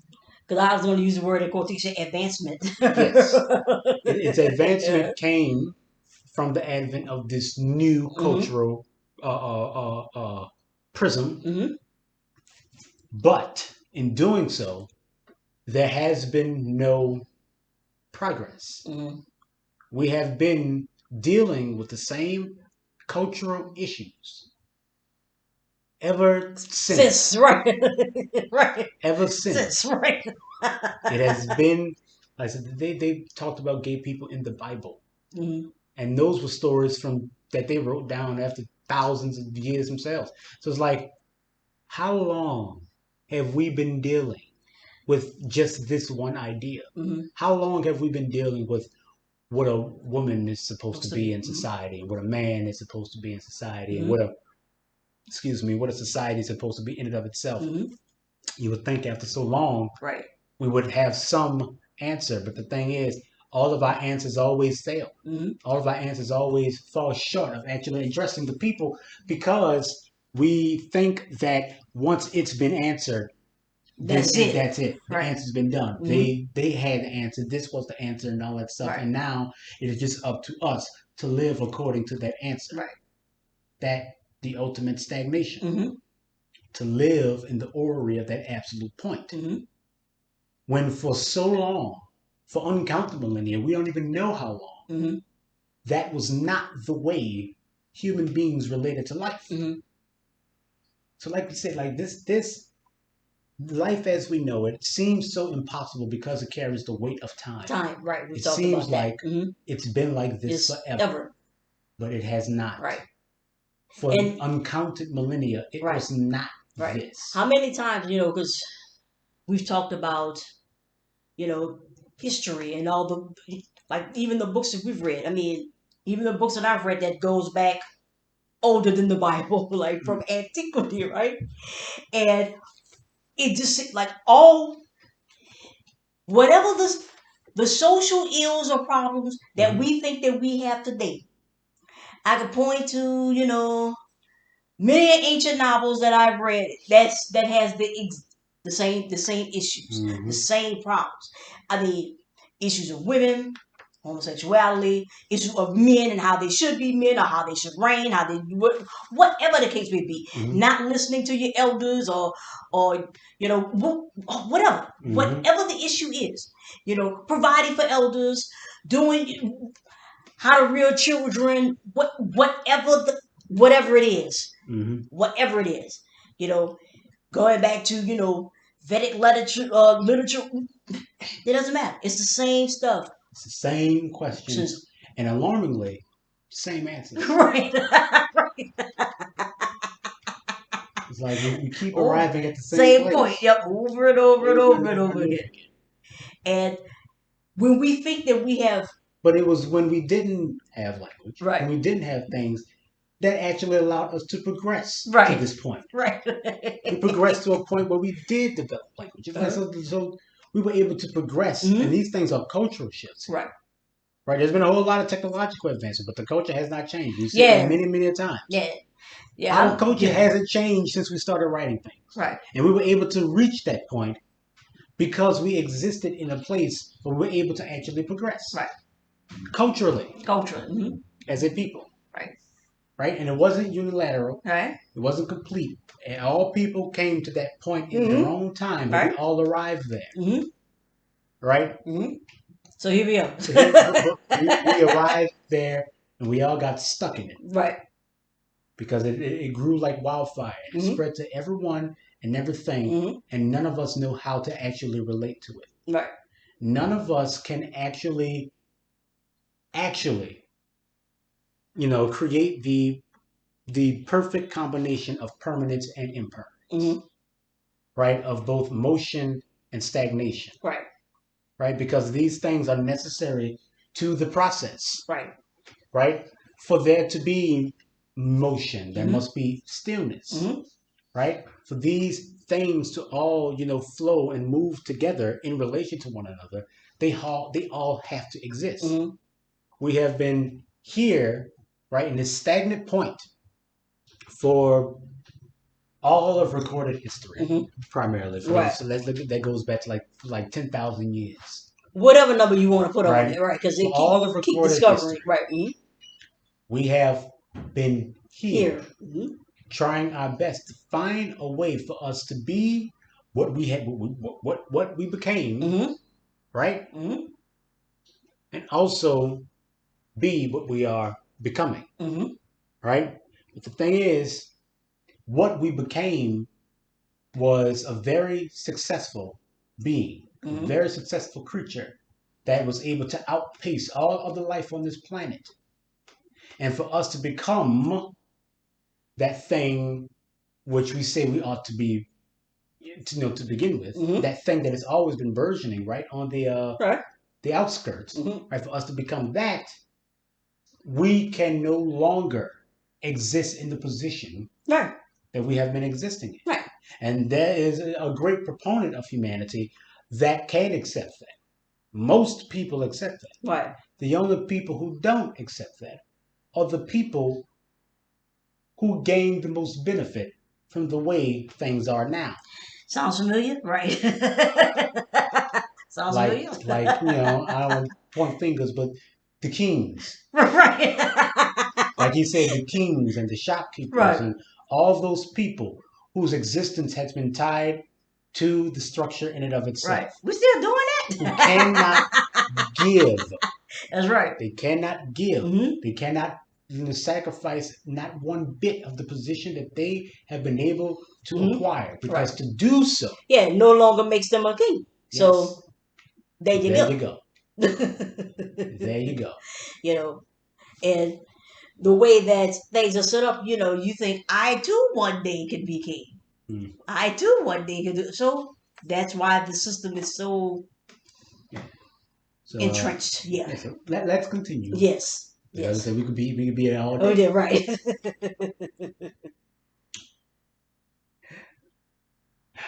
O Zarathustra, said the animals then, all things themselves dance for such as think as we. They come and offer their hand and laugh and flee in return. Everything goes, everything returns. The will of existence rules forever. Everything dies, everything blossoms anew. The year of existence runs on forever. Everything breaks, everything is joined as new. The same house of existence builds itself forever. Everything departs, everything meets again. The ring of existence is true to itself forever. Existence begins in every instant. The ball there rolls ever around every here. The middle is everywhere. The path of eternity is crooked. Oh, you buffoons and barrel organs, answered Zarathustra and smiled again. How well you know what had to be fulfilled in 7 days. And how that monster crept into my throat and choked me, but I bit its head off and spat it away. And you have already made a hurdy-gurdy song of it. I, however, lie here now, still weary from this biting and spitting away, still sick from my own redemption. And you look on it all, O my animals, are you too cruel? Do you desire to be spectators of my great pain as men do? For man is the cruelest animal. More than anything on earth he enjoys tragedies, bullfights, and crucifixions. And when he invented hell for himself, behold, it was his heaven on earth. When the great man cries out straightway, the little man comes running. His tongue is hanging from his mouth with lasciviousness. He, however, calls it his pity. The little man, especially the poet, how zealously he accuses life in words. Listen to it, but do not overlook the delight that is in all accusation. You can stop it. We're going to keep going. Such accusers of life. Life overcomes them with a glance of its eye. Do you love me? It says impudently. Just wait a little. I have no time for you yet. That fatalistic nostalgia. Yeah. Yes. Man is the cruelest animal towards himself, and with all who call themselves sinners and bearers of the cross and penitents, do not overlook the sensual pleasure that is in this complaint and accusation. And I myself, do I want to be accused of man? My animals, this alone have I learned, that the wickedest in man is necessary for the best in him. That all that is most wicked in him is the best strength, and the hardest stone for the highest creator, and that man must grow better and wickeder. To know man is wicked, that has to be tied to no torture state, but I cried as no one has cried before. Alas, that his wickedness is so very small. Alas, that his best is so very small. For great disgust at man, it choked me, and had crept into my throat. And what the prophet prophesies, it is all one, and nothing is worthwhile. Knowledge chokes. A long twilight lives in front of me, a mortally weary, death-intoxicated sadness which speaks with a yawn. The man of whom you are wearied, the little man recurs eternally. Thus my sadness yawned and dragged its feet and could not fall asleep. The human earth became to me a cave, its chest caved in, everything living became to me human decay and bones and mouldering past. My sighs sat upon all the graves of man and could no longer rise. My sighs and questions crooked and choked and gnawed and welled by day and night. Alas, man recurs eternally, the little man recurs eternally. I had seen them both naked, the greatest man and the smallest man, all too similar to one another, even the greatest, all too human, the greatest all too small. The way my disgust at man and eternal recurrence for the smallest, that was my disgust at all existence. Ah, disgust, disgust, disgust! Thus spoke Zarathustra and sighed and shuddered, for he remembered his sickness. But his animals would not let him speak further. Speak no further, convalescent. Thus his animals answered him, but go out to where the world awaits you like a garden. Go out to the roses and bees and flocks of doves, but go out especially to the songbirds, so that you may learn singing from them. For convalescents should sing. Let the healthy talk, and when the healthy man too desires song, he desires other songs than the convalescent. O you buffoons and barrel organs, do be quiet, answered Zarathustra, and smiled at his animals. How well you know what comfort I devised for myself in 7 days, that I have to sing again. That comfort and this convalescence did I devise for myself. Do you want to make another hurdy-gurdy song out of that too? Speak no further, his animals answered once more. Rather first prepare yourself a lyre, convalescent, a new lyre. For behold, O Zarathustra, new lyres are needed for your new songs. Mm-hmm. Sing and bubble over, O Zarathustra. Heal your soul with new songs, so that you may bear your great destiny, that was never yet the destiny of any man. For your animals well know, O Zarathustra, who you are and must become. Behold, you are the teacher of the eternal recurrence. That is now your destiny. That you have to be the first to teach this doctrine. How should this great destiny not also be your greatest danger and sickness? Behold, we know what you teach, that all things recur eternally, and we ourselves with them, and that we have already existed an infinite number of times before, and all things with us. You teach that there is a great year of becoming, a colossus of a year. This year must, like an hourglass, turn itself over again and again, so that it may run down and run out anew. So that all these years resemble one another in the greatest things and in the smallest, so that we ourselves resemble ourselves in each great year in the greatest things and in the smallest. And if you should die now, O Zarathustra, behold, we know too what you would then say to yourself, but your animals ask you not to die yet. You would say, and without trembling, but rather gasping for happiness, for a great weight and oppression would have been lifted from you, most patient of men. Now I die in decay, you would say, and in an instant I shall be nothingness. Souls are as mortal as bodies. But the complex of causes in which I am entangled will occur. It will create me again. I myself am part of these causes of the eternal recurrence. I shall return with this sun, with this earth, with this eagle, with this serpent, not to a new life or a better life or a similar life. I shall return eternally to this identical and self-same life, in the greatest things and in the smallest, to teach once more the eternal recurrence of all things, to speak once more the teachings of the great noontide of earth and man, to tell man of the overman once more. I spoke my teaching, I broke upon my teaching, thus my eternal fate will have it, as prophet do I perish. Now the hour has come when he who is going down shall bless himself. Thus ends Zarathustra's downgoing. When the animals had spoken these words, they fell silent, and expected that Zarathustra would say something to them. But Zarathustra did not hear that they were silent. On the contrary, he lay still with his closed eyes like a sleeper, although he was not asleep, for he was conversing with his soul. The serpent and the eagle, however, when they found him thus silent, respected the great stillness around him, and discreetly withdrew. So that is the final part of the convalescence and the final part of part 3. Mm-hmm. And when I first read that part, like I said, I had, like, my mind was a buzz. And I felt like I felt it. Uh-huh. I felt the understanding coming to me, Mm-hmm. right? And I wrote down this one sentence. The lesson of the overman is not an escape from life, That's right. but an acceptance Acceptance. of it. Mm-hmm. What is it that can you accept this? Right. Life. Right. Because this one life, as you know it, Mm-hmm. will be the life that you shall live as long as you are living. Every time Mm-hmm. you are born, it will be this life. Every time you die, it will be this life. Mm-hmm. Every action, every choice, all your good days and bad days, Mm-hmm. all of it. Not similar, Right. identical, exactly what it is to you forever. That is the eternal recurrence. Yeah. That is your life. That is living. It is all you know, all you will ever know. Mm-hmm. Can you You accept accept it? it. Can you accept Woo. that? Now, how long? That How long did we talk is about that the point? overman. That is the overman. How long did we? Not about escaping, Right. not about overthrowing, Mm-hmm. not about opposing. Mm-hmm. All of that is a part of a man's life. Mm-hmm. But the overman Mm-hmm. is that thing which accepts that it will not be able to be anything other than what it is, Mm-hmm. and is still willing to live Mm-hmm.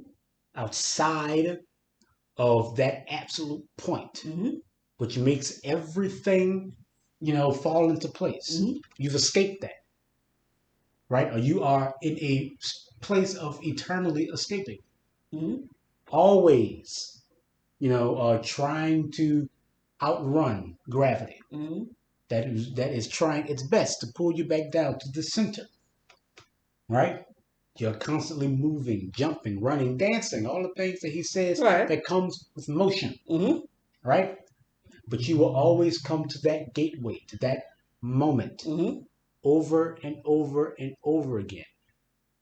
It's not Right. a question of change, Mm-hmm. right? The change is inexorable. Right. It will happen in spite of you. Right. It will happen. Mm-hmm. The thing is, can you accept that your life is what it Mm-hmm. is? Can you accept it? And moreover, can you love it? Mm-hmm. Will you choose to do it again? Knowing that it will be exactly what Exactly. it is. Mm-hmm. Because that choice, like I said, that willingness to risk, Mm-hmm. right? That willingness to risk certainty, right? Because you know what it is going to be. That's the certainty. Mm-hmm. That's the new point, Right. right? It isn't God. Mm-hmm. It isn't some grand outer force that That's makes right. everything make sense. The only thing that everything revolves around in your life is your experience of it, Mm-hmm. your taste, your being, right? That is the one thing. That is your bridge to the overman. It is Mm-hmm. the thing that makes you willing to bite the head of the snake. Mm-hmm. That is Zarathustra. Can you follow that? Can you follow your taste? Do you have it within you to develop your own taste? Mm-hmm. Do you have it within you to follow it to its conclusion? Mm-hmm. And do you have within you to do it forever and always, to live your life, Mm-hmm. to know that all future moments, that everything that you will not experience Mm-hmm. is built upon that thing that you are experiencing now? Now. That's right. Can you do it? Will you do it? Mm-hmm. Because if you don't, then it all stops. Mm-hmm. Everything That's stops. where it stops. Right. Mhm. If you are not willing to live, then there is Mm-hmm. no future. That's right. There is no past. Mm-hmm. There is nothing to experience. There is no life. There is Mm-hmm. no death. There's oblivion. Right. There is nothing. Nothing. Right. Desolate. Mm-hmm. Desolation. That's what that is. Mm-hmm. Death is a part of life. Desolation is the absence of life. Mm-hmm. It is the absence of the experience. Desolation is the darkness. Mm-hmm. Your life is the light. Are you willing to live, to cast your light, to exist, Mm-hmm. for all things to exist? All of it married to your one singular experience. Yep. That's the crux. That's the thing. That acceptance is the overman. And that is the lesson. The lion cannot take you away from this world. That's right. The child can't take you away from this world because this world is your life. The child is the being that is willing to accept. That's right. Accept not of any prior being, not of any knowledge or some lesson, but accept in and of itself. Because it is a being of love that is able to tackle this same old thing with a newness that can propel all those moments you want to be a part of to that thing. Right. So here we are. That's the convalescence. That's right. That's everything falling back in on itself to a new center. That is the end that Zarathustra's undergoing. Right? All that time when he talked to the sailors and when he talked to his students and when he talked to the townspeople and the dwarves and the vision, all of that was in the cave. All of that was Zarathustra's undergoing. But now is the time for him, right, to construct new lyres, new instruments, to sing his new song, right? That is also paradoxically a very, very old one. The dialectic of this is very human. Yeah. Right? It is old and new. It is fresh, but it is worn. It is he is blazing a new trail and also following a well-worn path, all at the same time. This is that space right there. That's where humanity lies. And if you can accept that, if you can do that, then that's inoculation.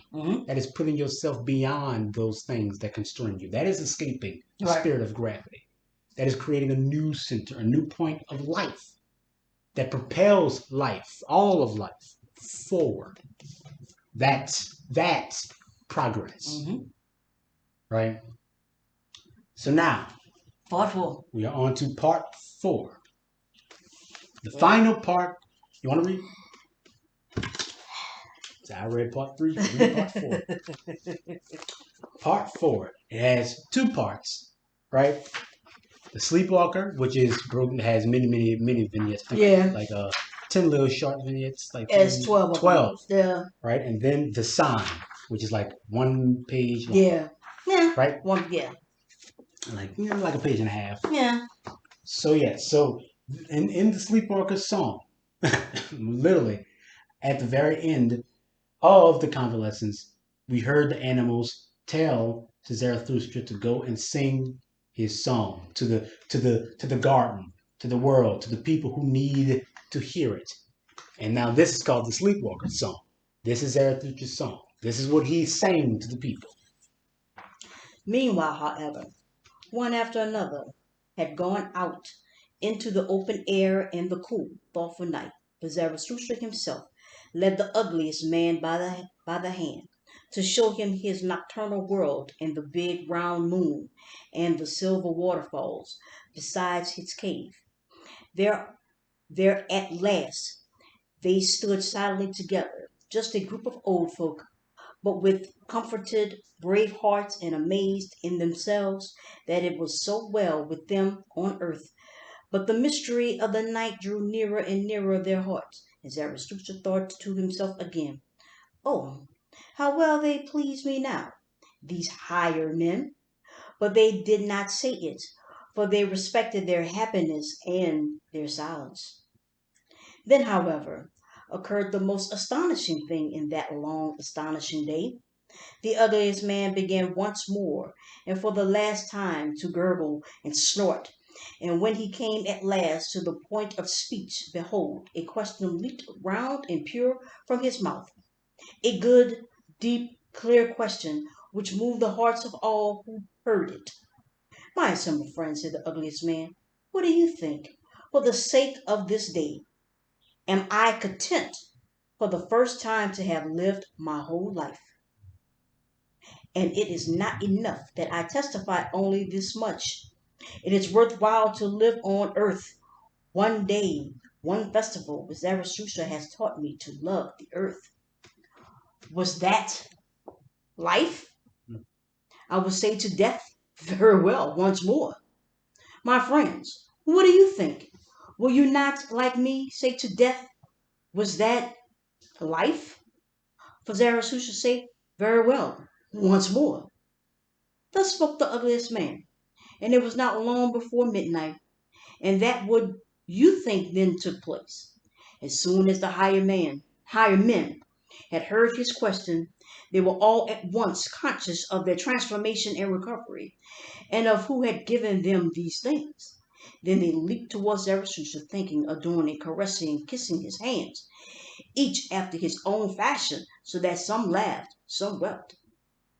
The old prophet, however, danced with pleasure, and even if he was full of sweet wine, as some narrators believe, he was certainly full of still of sweet life and had renounced all weariness. There are even those who tell that the ass danced at that time, for not in vain had the ugliest man given it wine to drink. This may be the case, or it may be otherwise. If in truth the ass did not dance that evening, greater and stranger marvels than the dancing of an ass occurred. In belief, as Zarathustra's saying has it. What does it matter? So what is this? Life now? Mm-hmm. Are you willing to look at death and say, is that life? Right. Is that all it is? That's all it is? Give it to me again. Yeah. Once more, please. Mm-hmm. Zarathustra, however, when the incident with the ugliest man occurred, stood there like one intoxicated, his eyes dim, his tongue stammered, his feet tottered. And who could divine what thoughts then passed over Zarathustra's soul? But it seemed that his soul fell back and fled before him and was in remote distance as if upon a high ridge, as it is written, wandering like a heavy cloud between past and future. But gradually, while the hired men were holding him in their arms, he came to himself a little, and his hands restrained the adoring and anxious throng. Yet he did not speak. All at once, however, he swiftly turned his head, for he seemed to hear something. Then he laid a finger to his lips and said, "Come." And at once it grew still and mysterious all around. From the depths, however, there slowly arose the sound of a bell. Zarathustra listened to it, as the higher men did. Then he laid a finger to his lips a second time and said again, "Come, come, midnight is coming on." And his voice had altered, but still he did not move from his place. Then it grew yet more still and mysterious, and everything listened, even the ass and Zarathustra's animals of honor, the eagle and the serpent, likewise Zarathustra's cave, and the great cool moon and the night itself. Zarathustra, however, laid his hands on his lips for the third time and said, "Come, come, come, let us walk now. The hour has come. Let us walk into the night." You highwaymen, midnight is coming on, so I will say something in your ears as that old bell says it in my ear, as secretly, as fearfully, as warmly as that midnight bell tells it to me, which has experienced more than one man, which has already counted your father's pain here, your father's painful heartbeats. Ah, ah, how it sighs, how in dreams it laughs, the ancient deep, deep midnight. Soft, soft. Then many a thing can be heard which may not speak by day, but now in the cool air when all the clamor of your hearts too has grown still. Now it speaks, now it is heard, now it creeps into nocturnal, over wakeful souls. Ah, ah, how it sighs. In a dream it laughs. Do you not hear how secretly, fearfully, warmly it speaks to you? The ancient deep, deep midnight. Oh man, attend. We get closer here. Mm-hmm. You are arriving, you are coming to your moment of enlightenment, realization, your epiphany. If you can reach it. That's yeah. It's upon you, like it's coming towards you. You. Mm-hmm. He's bidding them to come, but Right. the world is kind of inviting this. They say this epiphany. That's right. Mm-hmm. It's coming. Are you ready to? Are you going to be in that wave to accept it? Woe is me. Where has time fled? Did I not sink into the deep wells? The world is asleep. The dogs howl. The moon is shining. I would rather die, than tell you what my midnight heart is now thinking. Now I am dead. It is finished. Spider, why do you spin your web around me? Do you want blood? The dew is falling. The hour has come. The hour which chills and freezes me, which asks and asks and asks. Who has heart enough for it? Who shall be master of the world? Who will say, thus shall you run, you great and small streams? The hour approaches. O man, you higher man, attend. This discourse is for delicate ears, for your ears. What does deep midnight voice contend? I am borne away, my soul dance, the day's task. Who shall be master of the world? The moon is cool, the wind falls silent. Ah, have you flown high enough? You dance, but a leg is not a wing. You good dancers, now all joy is over. Wine has become dregs. Every cup has grown brittle. The graves mutter. Have you not flown high enough? Now the graves mutter. Redeem the dead. Why is it night so long? Does the moon not intoxicate us? You higher men, redeem the graves, awaken the corpse. Alas, why does the worm still burrow? The hour approaches, it approaches. The bell booms, the heart still drones, the woodworm, the heart's worm, still burrows. Alas, the word is sweet lyre, the instrument, not lyre. Your sound, your intoxicated, ominous sound, delights me.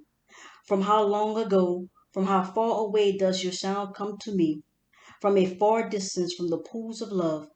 You ancient bell, you sweet lyre, every pain has torn at your heart, the pain of a father, the pain of our fathers, the pain of our forefathers. Your speech has grown ripe, ripe like golden autumn and afternoon, like my hermit's heart. Now you say the world itself has grown ripe, the grapes grown brown. Now that now they want to die of happiness. You hire men, do you not smell it?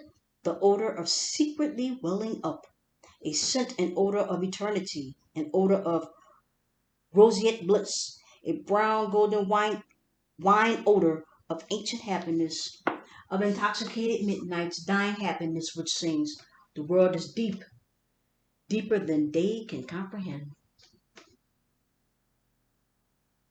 Want to say something? Well, if we want to take a brief thing, is that he is setting setting the scene and constantly talking about this. Hireman. He's talking about because those are the people that he's led back to his cave. Right. These, I said, the old men. Right. The Plato's. Yes, that's right. That's right. That's right. That council of elders. That's right.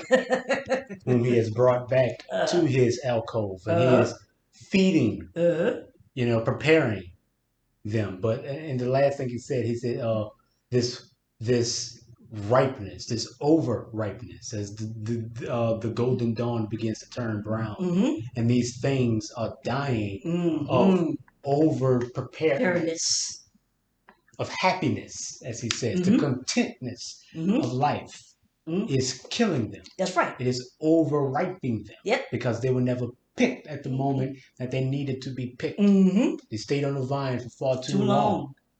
Right? And it belies a depth. Right? A depth of the day that the world in and of itself cannot truly begin to comprehend. Right. Like the depth of stagnation, the depth of your unwillingness to risk. Right.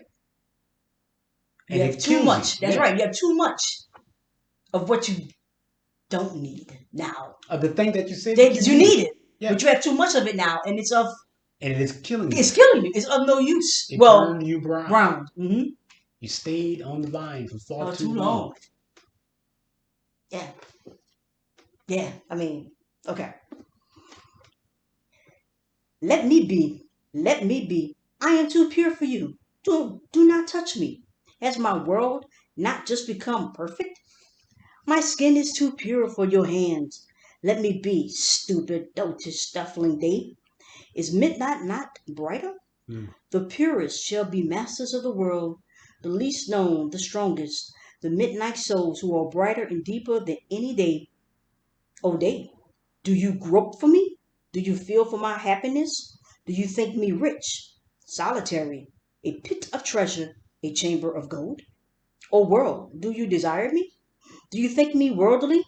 Do you think me spiritual? Do you think me divine? But day and world, you are too clumsy.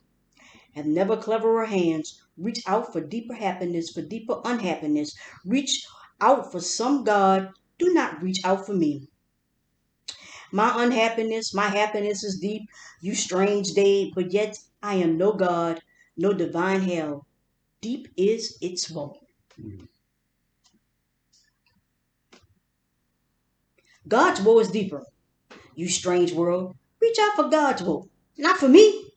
What am I? An intoxicated sweet liar, a midnight lyre, a croaking bell, which no one understands, but which has to speak before deaf people, you hired in. For you do not understand me.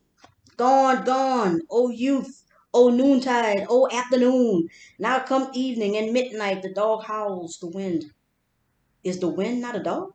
It whines, it yelps, it howls. How it sighs, how it laughs, how it raps, how it gaps, the midnight hour. How it now speaks soberly and how it speaks soberly, this intoxicated poet. Perhaps it has overdrunk its drunkenness. Perhaps it has grown over wakeful. Perhaps it ruminates. It ruminates upon its woe in dreams, the ancient deep midnight hour, and still more upon its joy. For joy, though woe be deep, joy is deeper than heart agony. I mean, what do you want? What do you want? I love how he is like damning these higher men, right? But all of them are still like they still don't understand, right? I talked. You are finding higher men are finding a greater depth, a greater light in the night than you are in the day. Can there be any more of a misunderstanding than that? That's correct. Yeah. Is there like just a greater missing of the point? Your contentedness is killing you. That's right. It is blinding you to such an extent that you are finding greater meaning in the absence of the sun, in the absence of that thing which is said to give all things meaning. That's right. In the night is where you find your contentedness to such an extent that it is killing That's you. right. It is making you unprepared. That's right. You're undercover. You're undercover. You know, and you feel like that is protecting you when it's only stifling you. It's choking you. It's burying you. You know, we like to say that, you know, whatever you do in the light, it comes to the dark. I mean, yeah. Whatever you do in the dark comes to the light. But the thing is that You've denied the light. the sunrise. Right. You chase after that darkness because that's the only place where your light exists. You can't deal with the inverse, with that thing that dispels. Right. Because if it did come, if you did face it, it will show you the breadth of your weakness. Like I said, you have you're as expansive as an ocean, but the depth of a puddle. Keep saying some. You are. You try to be physically. I mean, philosophically deep, but you're emotionally shallow. Mm. You cannot deal with the light because the light exposes. It highlights. It actually shows you the Mm-hmm. way. But in your darkness, you try to create a way. And I would like Zarathustra said, Right. right? Not that he said, but like how Right. what we said of Say Zarathustra Zooster, right. is that the actual way lies upon that dialectic. Mm-hmm. It lies in you blazing your own path Mm-hmm. and also following a trail that's already been laid. Mm-hmm. It is right It's there, right there. Right. right? It's been paved, Mm-hmm. right? But you will pave it again eternally. Mm-hmm. You have to follow it Right. as you pave it. Mm-hmm. Like it's both of these things, Mm-hmm. right? But the higher men, Right. right, have found a grander depth in the blazing of a path than following Mm-hmm. one, Right. than following the thing that reveals, Mm-hmm. right? And the sun, shows like I said, that you've been zigzagging, you've been Mm-hmm. going every way but forward, That's right. right? Because the light comes and it shows that straight line, like that's the path right there. Mm-hmm. That's the one thing that you have not been doing. Mm-hmm. Right? Or that you've been doing so much Mm-hmm. to such an extent that it has taken you away from the straight path. Right. You've been blazing. You've gotten so used to digging your tunnels that you've forgotten what you're digging for. Mm-hmm. And come to find, if you'd have just zip, You you'd have know, been there by never. now. Right. You would have made it to that point you were Mm-hmm. trying to get to. But you have become enamored Mm-hmm. with your questions. Right. You've become enamored Mm-hmm. with your answers or Right. the answers. Mm-hmm. Right, with the questions and Right. the answers. You've become enamored with the spirit of gravity, Mm-hmm. with that thing which is the center, Mm-hmm. right? You've fallen so deeply in love with God Mm-hmm. that it has blinded you to God's nature, Mm-hmm. right? God is the sun, yet you run away from it, Mm-hmm. and you find greater light in the darkness. What does that make you? You. And your, not your, but Mm-hmm. the truth, Mm-hmm. which you cling to such an extent that it has overripened you. You have too much, like you say, you're an inverse cripple. Right. You We have haven't even got too to that. big Right. of an ear, That's right. and it is allowed for your soul to wither on the vine. Mm-hmm. So, you grapevine? Why do you praise me? Hmm. For I cut you. I am cruel. You bleed. What means your praise of my intoxicated cruelty? What has become perfect, everything right, wants to die. Thus you speak? Blessed, blessed be the vine knife, but everything unripe wants to live. Alas, woe says, fade, be gone. Whoa. But everything that suffers wants to live, that it may grow ripe and merry and passionate for remoter, higher, brighter things. I want heirs. Thus speaks everything that suffers. I want children. I do not want myself. Joy, however, does not want heirs or children. Joy wants itself, wants eternity, wants recurrence, wants everything eternally the same. Woe says, break, bleed, heart, walk, legs, wings, fly, upward, upward, pain. Very well. Come on, my old heart. Woe says, fade, go. What do you think, you highwaymen? Am I a prophet, a dreamer, a drunkard, an interpreter of dreams, a midnight bell, a drop of dew, an odor and scent of eternity? Do you not hear it? Do you not smell it? My world has just become perfect. Midnight is also noonday. Pain is also joy. A curse is also a blessing. The night is also a sun. Be gone, or you will learn a wise man is also a fool. Did you ever say yes to one joy? Oh, my friends, then you said yes to all woe as well. All things are chained and intertwined together. All things are in love. If ever you wanted one moment twice, if you ever said, you please me, happiness, instant moment, then you wanted everything to return. You wanted everything anew, everything eternal, everything chained, intertwined together, everything in love. Well, that is how you loved the world. You everlasting men loved it eternally and for all time. And you say even to woe, go but return, for all joy wants eternity. All joy wants eternity of all things, wants honey, wants dregs, wants intoxicated midnight, wants graves, wants the consolation of graveside tears, wants gilded sunsets. What does joy not want? It is thirstier, warmer, hungrier, more fearful, more secret than all woe. It wants itself. It bites into itself. The will of the ring wrestles within it. It wants love. It wants hatred. It wants superabundant. It gives, throws away, begs for someone to take it. Thanks him who takes. It will like to be hated. So rich is joy that it thirsts for woe, for hell, for hatred, for shame, for the lame, for the world, for it knows. Oh, it knows this world. You hear him in. Joy longs for you. Joy, the intractable, blissful. For your woe, you ill constituted. All eternal joy longs for all ill constituted.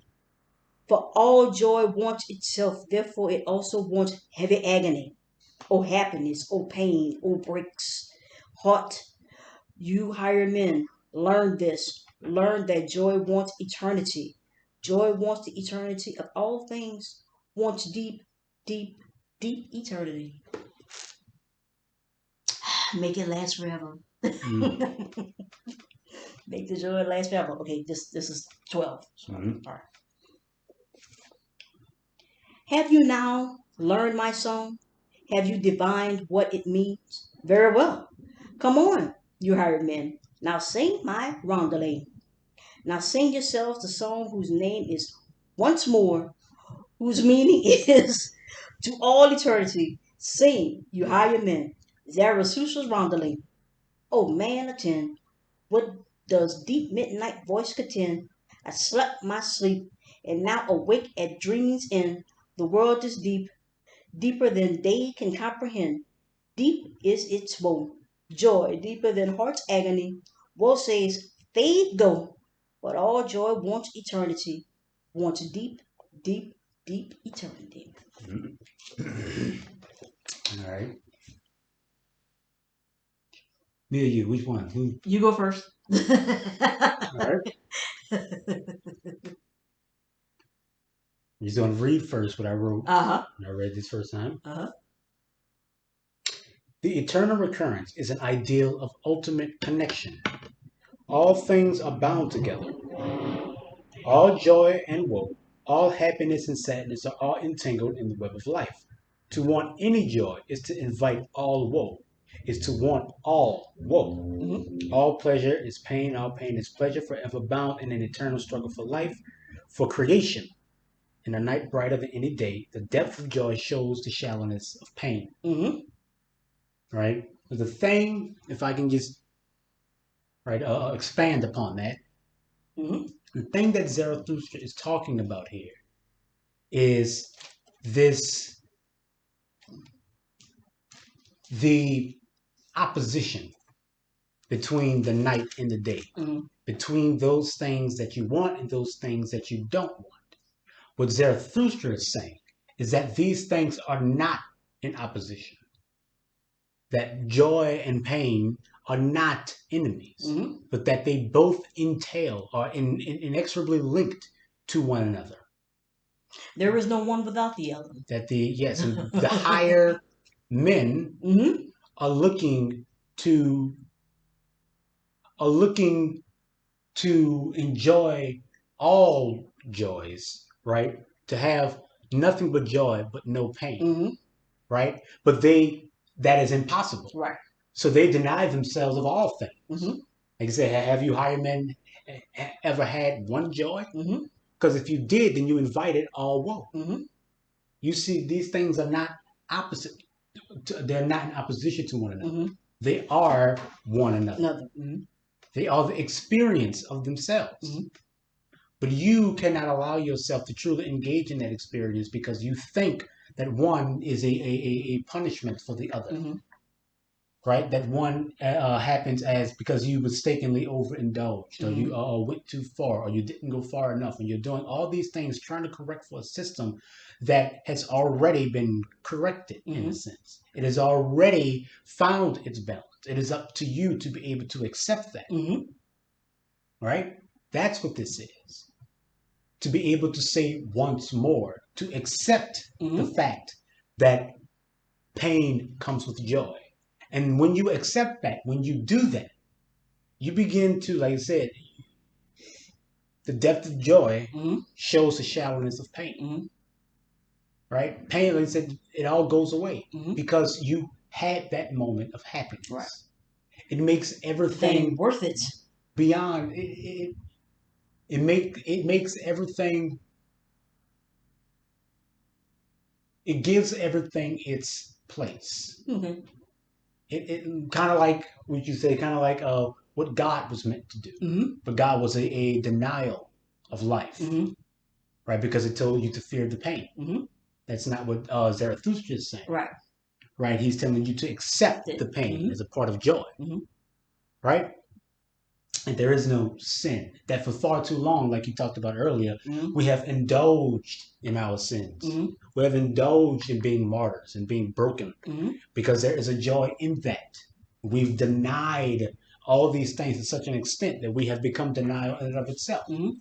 Right? Listen, Zarathustra is all about denial. Mm-hmm. Right? But not denial in and of itself, right. But a denial that allows one to accept the necessity, mm-hmm. for the struggle of life, right? And life being not wanting to exist because life exists, like he said earlier, right. on. You don't fight for a thing that you are, right? Right, according to Zarathustra's, mm-hmm. philosophy here, right? You don't fight for a thing that you are. You fight for a thing that you want to be. Life wants to create, mm-hmm. wants to create beyond itself. Mm-hmm. But woe, right, does not want to create beyond itself. Mm-hmm. Like he said, woe wants heirs. Right. It wants all these things. Mm-hmm. It wants to correct itself. Mm-hmm. Right? But joy only wants joy, mm-hmm. because joy is perfect in and of itself. Mm-hmm. Right?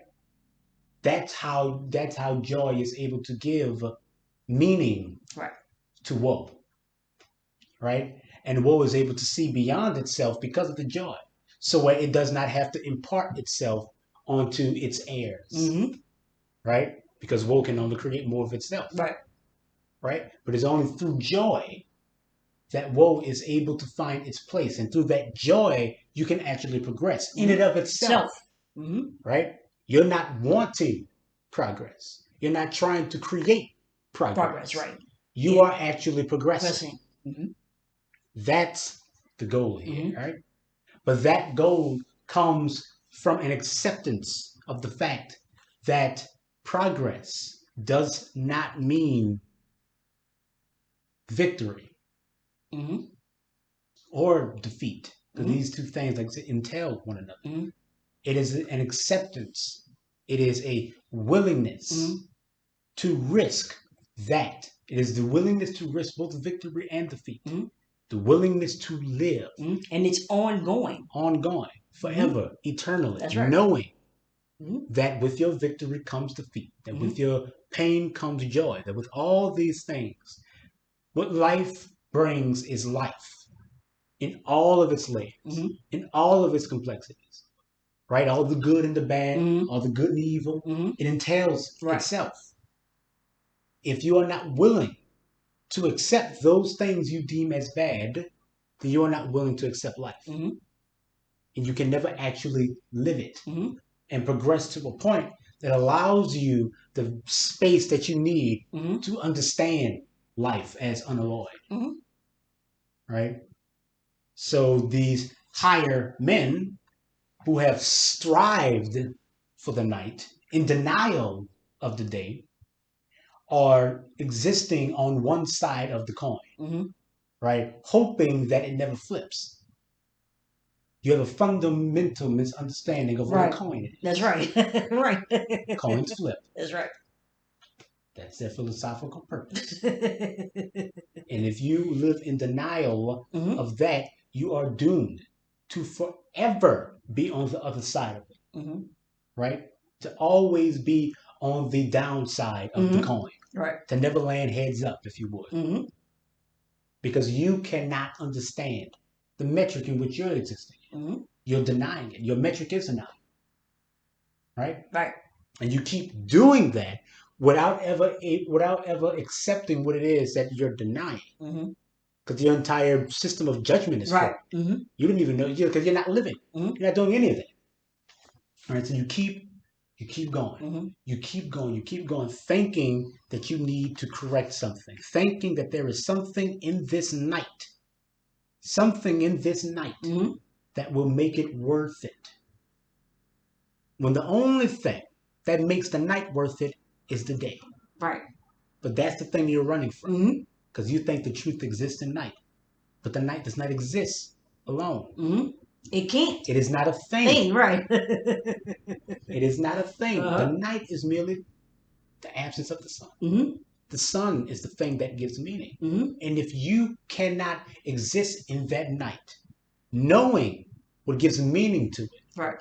then you will be trapped Right. in that oblivion, in that absence forever, trying to dig yourself out of a hole that, there's a ladder right there. Right. It's Right. already been done. Right. But you're digging yourself deeper Mm-hmm. because you have denied Mm-hmm. the very metric that gives life meaning, Mm-hmm. right? And you've tried to replace it with something else, Right. with this immutable point that has died, Mm-hmm. right? Your very axis for immortality is dead. Mm-hmm. Your axis for eternity is dead. It is gone. And this philosophy is harkening back to an older age of understanding, Mm-hmm. right? To a grander cycle of repetition, the one that you Right. progressed from. Mm-hmm. Like you said, we got to get back to zero. Right. We're in the negatives. We got to get back to what we were before we knew how to write. That's Mm-hmm. how. Yeah. That's how far down the negatives we are. Right. We've forgotten something intrinsic about nature, Mm-hmm. about who we are and what life is. Mm-hmm. So yeah. Anything you want to add? No, because we talked about it one time before. And I'm like, because pretty much what's your like? That's what I had like all the little points written down. So we good to go. So the last part is the sign. The final part is the sign, and I'll read that since you know. I'm gonna hold my glasses. The sign. On the morning after this night, however, Zarathustra sprang up from his bed, girded his lions, and emerged from his cave glowing and strong, like a morning sun emerging from behind dark mountains. Great star, he said, as he had said once before, you profound eye of happiness, what would all your happiness be if you did not have those for whom you shine? And if they remained in their rooms while you were already awake and had come, giving and distributing, how angry your proud modesty would be. Very well. They are still asleep, these higher men, while I am awake. They are not my rightful companions. It is not for them I am waiting in my mountains. I want to go to my work, to my day, but they do not understand.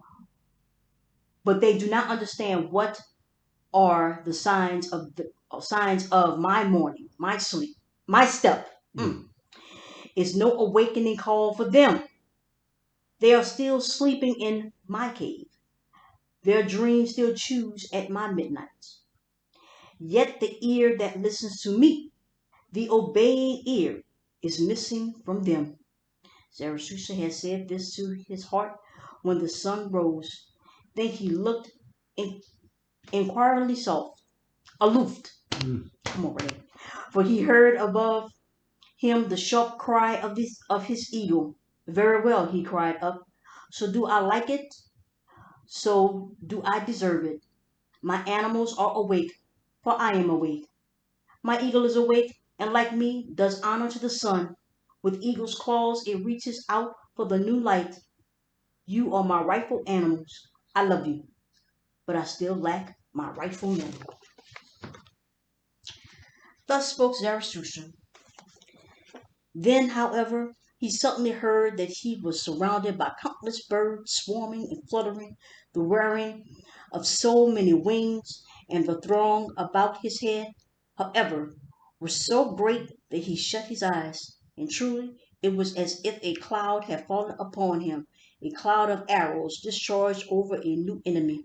And behold, in this case it was a cloud of love, and over a new friend. What is happening to me? Thought Zarathustra in his astonished heart, and slowly lowered himself on the great stone that lay beside the exit of his cave. But as he was clutching about above and underneath himself, warding off the tender birds, behold, then something even stranger occurred. For in doing so he clutched unaware a thick, warm mane of hair. At the same time, however, a roar rang out in front of him, the gentle, protracted roar of a lion. The sign has come, says Zarathustra, and his heart was transformed. And in truth, when it grew clear before him, there lay at his feet a sallow, powerful animal that lovingly pressed its head against his knee and would not leave him, behaving like a dog that has found his old master again. The doves, however, were no less eager than the lion with their love, and every time a dove glided across the lion's nose, the lion shook its head and wondered and laughed. While this was happening, Zarathustra said, "But one thing, my children are near, my children." Then he grew quite silent. His heart, however, was loosened, and tears fell from his eyes down upon his hands, and he no longer paid attention to anything. He sat there motionless, and no longer warding off the animals, and the doves flew back and forth and sat upon his shoulder and fondled his white hair, and did not weary of tenderness and rejoicing. The mighty lion, however, continually licked the tears that fell down upon Zarathustra's hand, roaring and growling shyly as he did so. Thus did these animals. All this lasted a long time, a short time, for properly speaking, there is no time on earth for such things. In the meantime, however, the higher men in Zarathustra's cave had awakened and arranged themselves for a procession, that they might go to Zarathustra and offer him their morning greetings. For they had discovered when they awoke that he was no longer among them. But when they reached the door of the cave, and the sound of the steps preceded them, the lion started violently, suddenly turned away from Zarathustra and leaped up to the cave, roaring fiercely. The hired men, however, when they heard its roaring, all cried out as with a single throat, and fled back in an instant and vanished. But Zarathustra himself, bewildered and spellbound, raised himself from his seat, gazed about him, stood there amazed, questioned his heart, recollected, and saw he was alone. What was it I heard? He slowly said at last. What has just happened to me? And at once his memory returned, and he comprehended in a glance all that had happened between yesterday and today. This here is the stone, he said, and stroked his beard. On this did I sit yesterday morning, and here did the prophet come to me, and here I first heard the cry which I heard even now, the great cry of distress. O you hired men, it was of your distress that old prophet prophesied to me yesterday morning. He tried to seduce and tempt me to your distress. O Zarathustra had said to me, I have come to seduce you to your ultimate sin. To my ultimate sin, cried Zarathustra, and laughed angrily at his own words. What has been reserved for me as my ultimate sin? And once more Zarathustra became absorbed in himself, and set himself again on the great stone and meditated. Suddenly he leaped up. Pity, pity for the hired man, he cried out, and his countenance was transformed into brass. Very well. That has had its time. My suffering and my pity, what of them? For do I aspire after happiness? I aspire after my work. Very well, the line has come. My children are near. Zarathustra has become ripe. My hour has come. This is my morning. My day begin. Rise up now. Rise up. Great noontide. Thus spoke Zarathustra and left his cave, glowing and strong, like a morning sun emerging from behind dark mountains. Thus ends Thus spoke Zarathustra. Mm-hmm. And that final part was Zarathustra, like when Zarathustra laid the corpse down to Yeah. rest the very first time Mm-hmm. and said, I've carried you far Or enough. enough. The only thing that was keeping Zarathustra in that cave, that was keeping Zarathustra from reaching that place and being able to laugh like the shepherd laughed when he reached that. Right. So he tried, from his transformation. His ultimate sin was pity, was feeling the need to save the people, wanting for them to understand just what they are lacking and how they can attain it.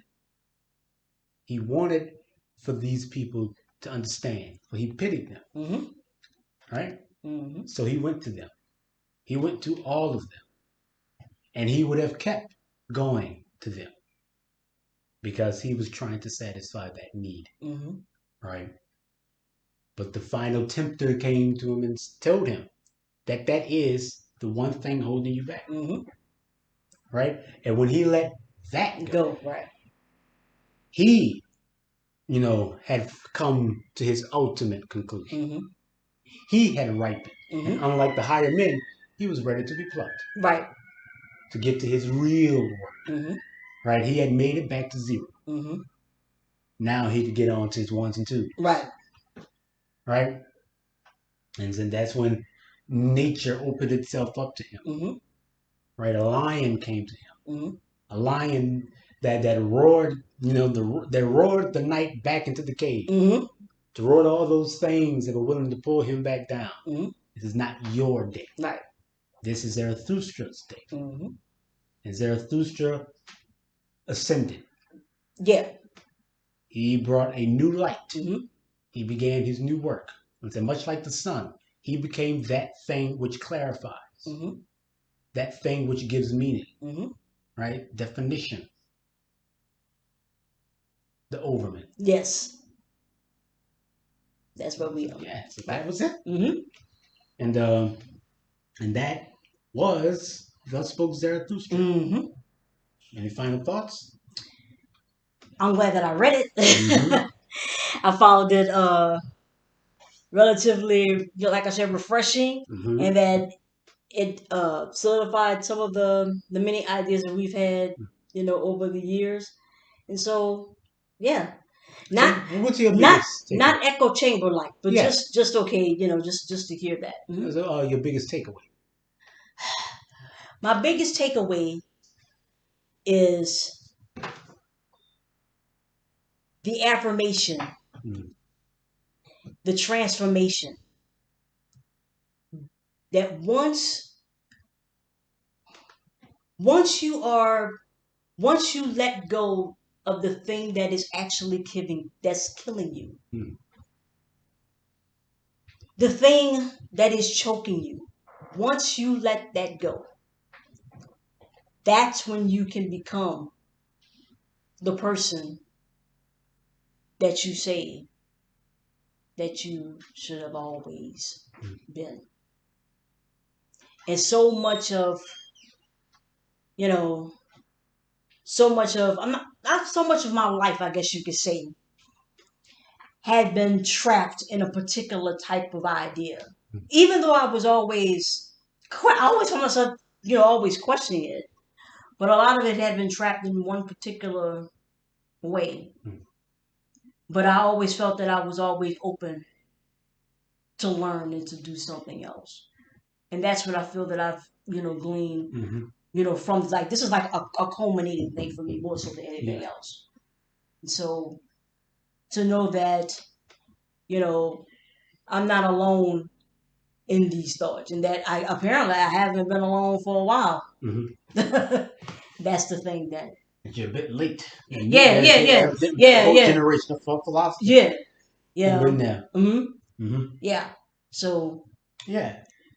Like I said, the thing that we said, we talked about this in the episode of the Eternal Recurrence, right? About that, this whole thing has been about trying to create the ultimate affirmation of life, trying to, like I said, that weaponized futility, Yeah. right? There's nothing you can do, and the things are going to be what they are, so why even try? That stuff like that, right? I wanted to read Nietzsche because he deals with that. He's saying the exact same thing, but arriving at a much different conclusion. He's saying that your life will not change. It will be what it is, right? All the good, all the bad. It's going to be exactly what it is. But that means that the impetus is on you to find meaning in that, to find happiness in that. That's where the onus lies. Can you still be happy with yourself knowing what your life is, right? And this whole thing has been about trying to get to that point, right? Trying to get to that point where you can look at your time, look at your world, look at your life, and love it. Because, it is only through that feeling, only through that will we ever be able to progress. Can you do it again? Can you love life? Not life as the grand wide spectrum, but no, your life. Your life. For better or for worse, for everything that it is, can you love your life? Right? Not without trying to better it. Not without trying to beat anyone or overcome anything, even though these struggles are inexorably linked to life. That's right. Right? As Nietzsche calls it. To that grand impetus of life of trying to create beyond itself. But living, right? Actually partaking in life lies beyond that.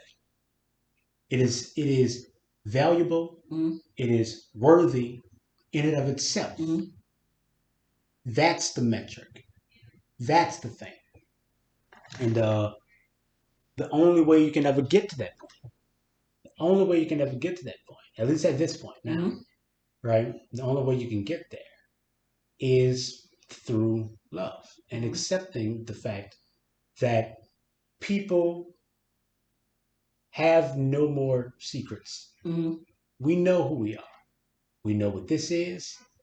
We know what it's supposed to be, right?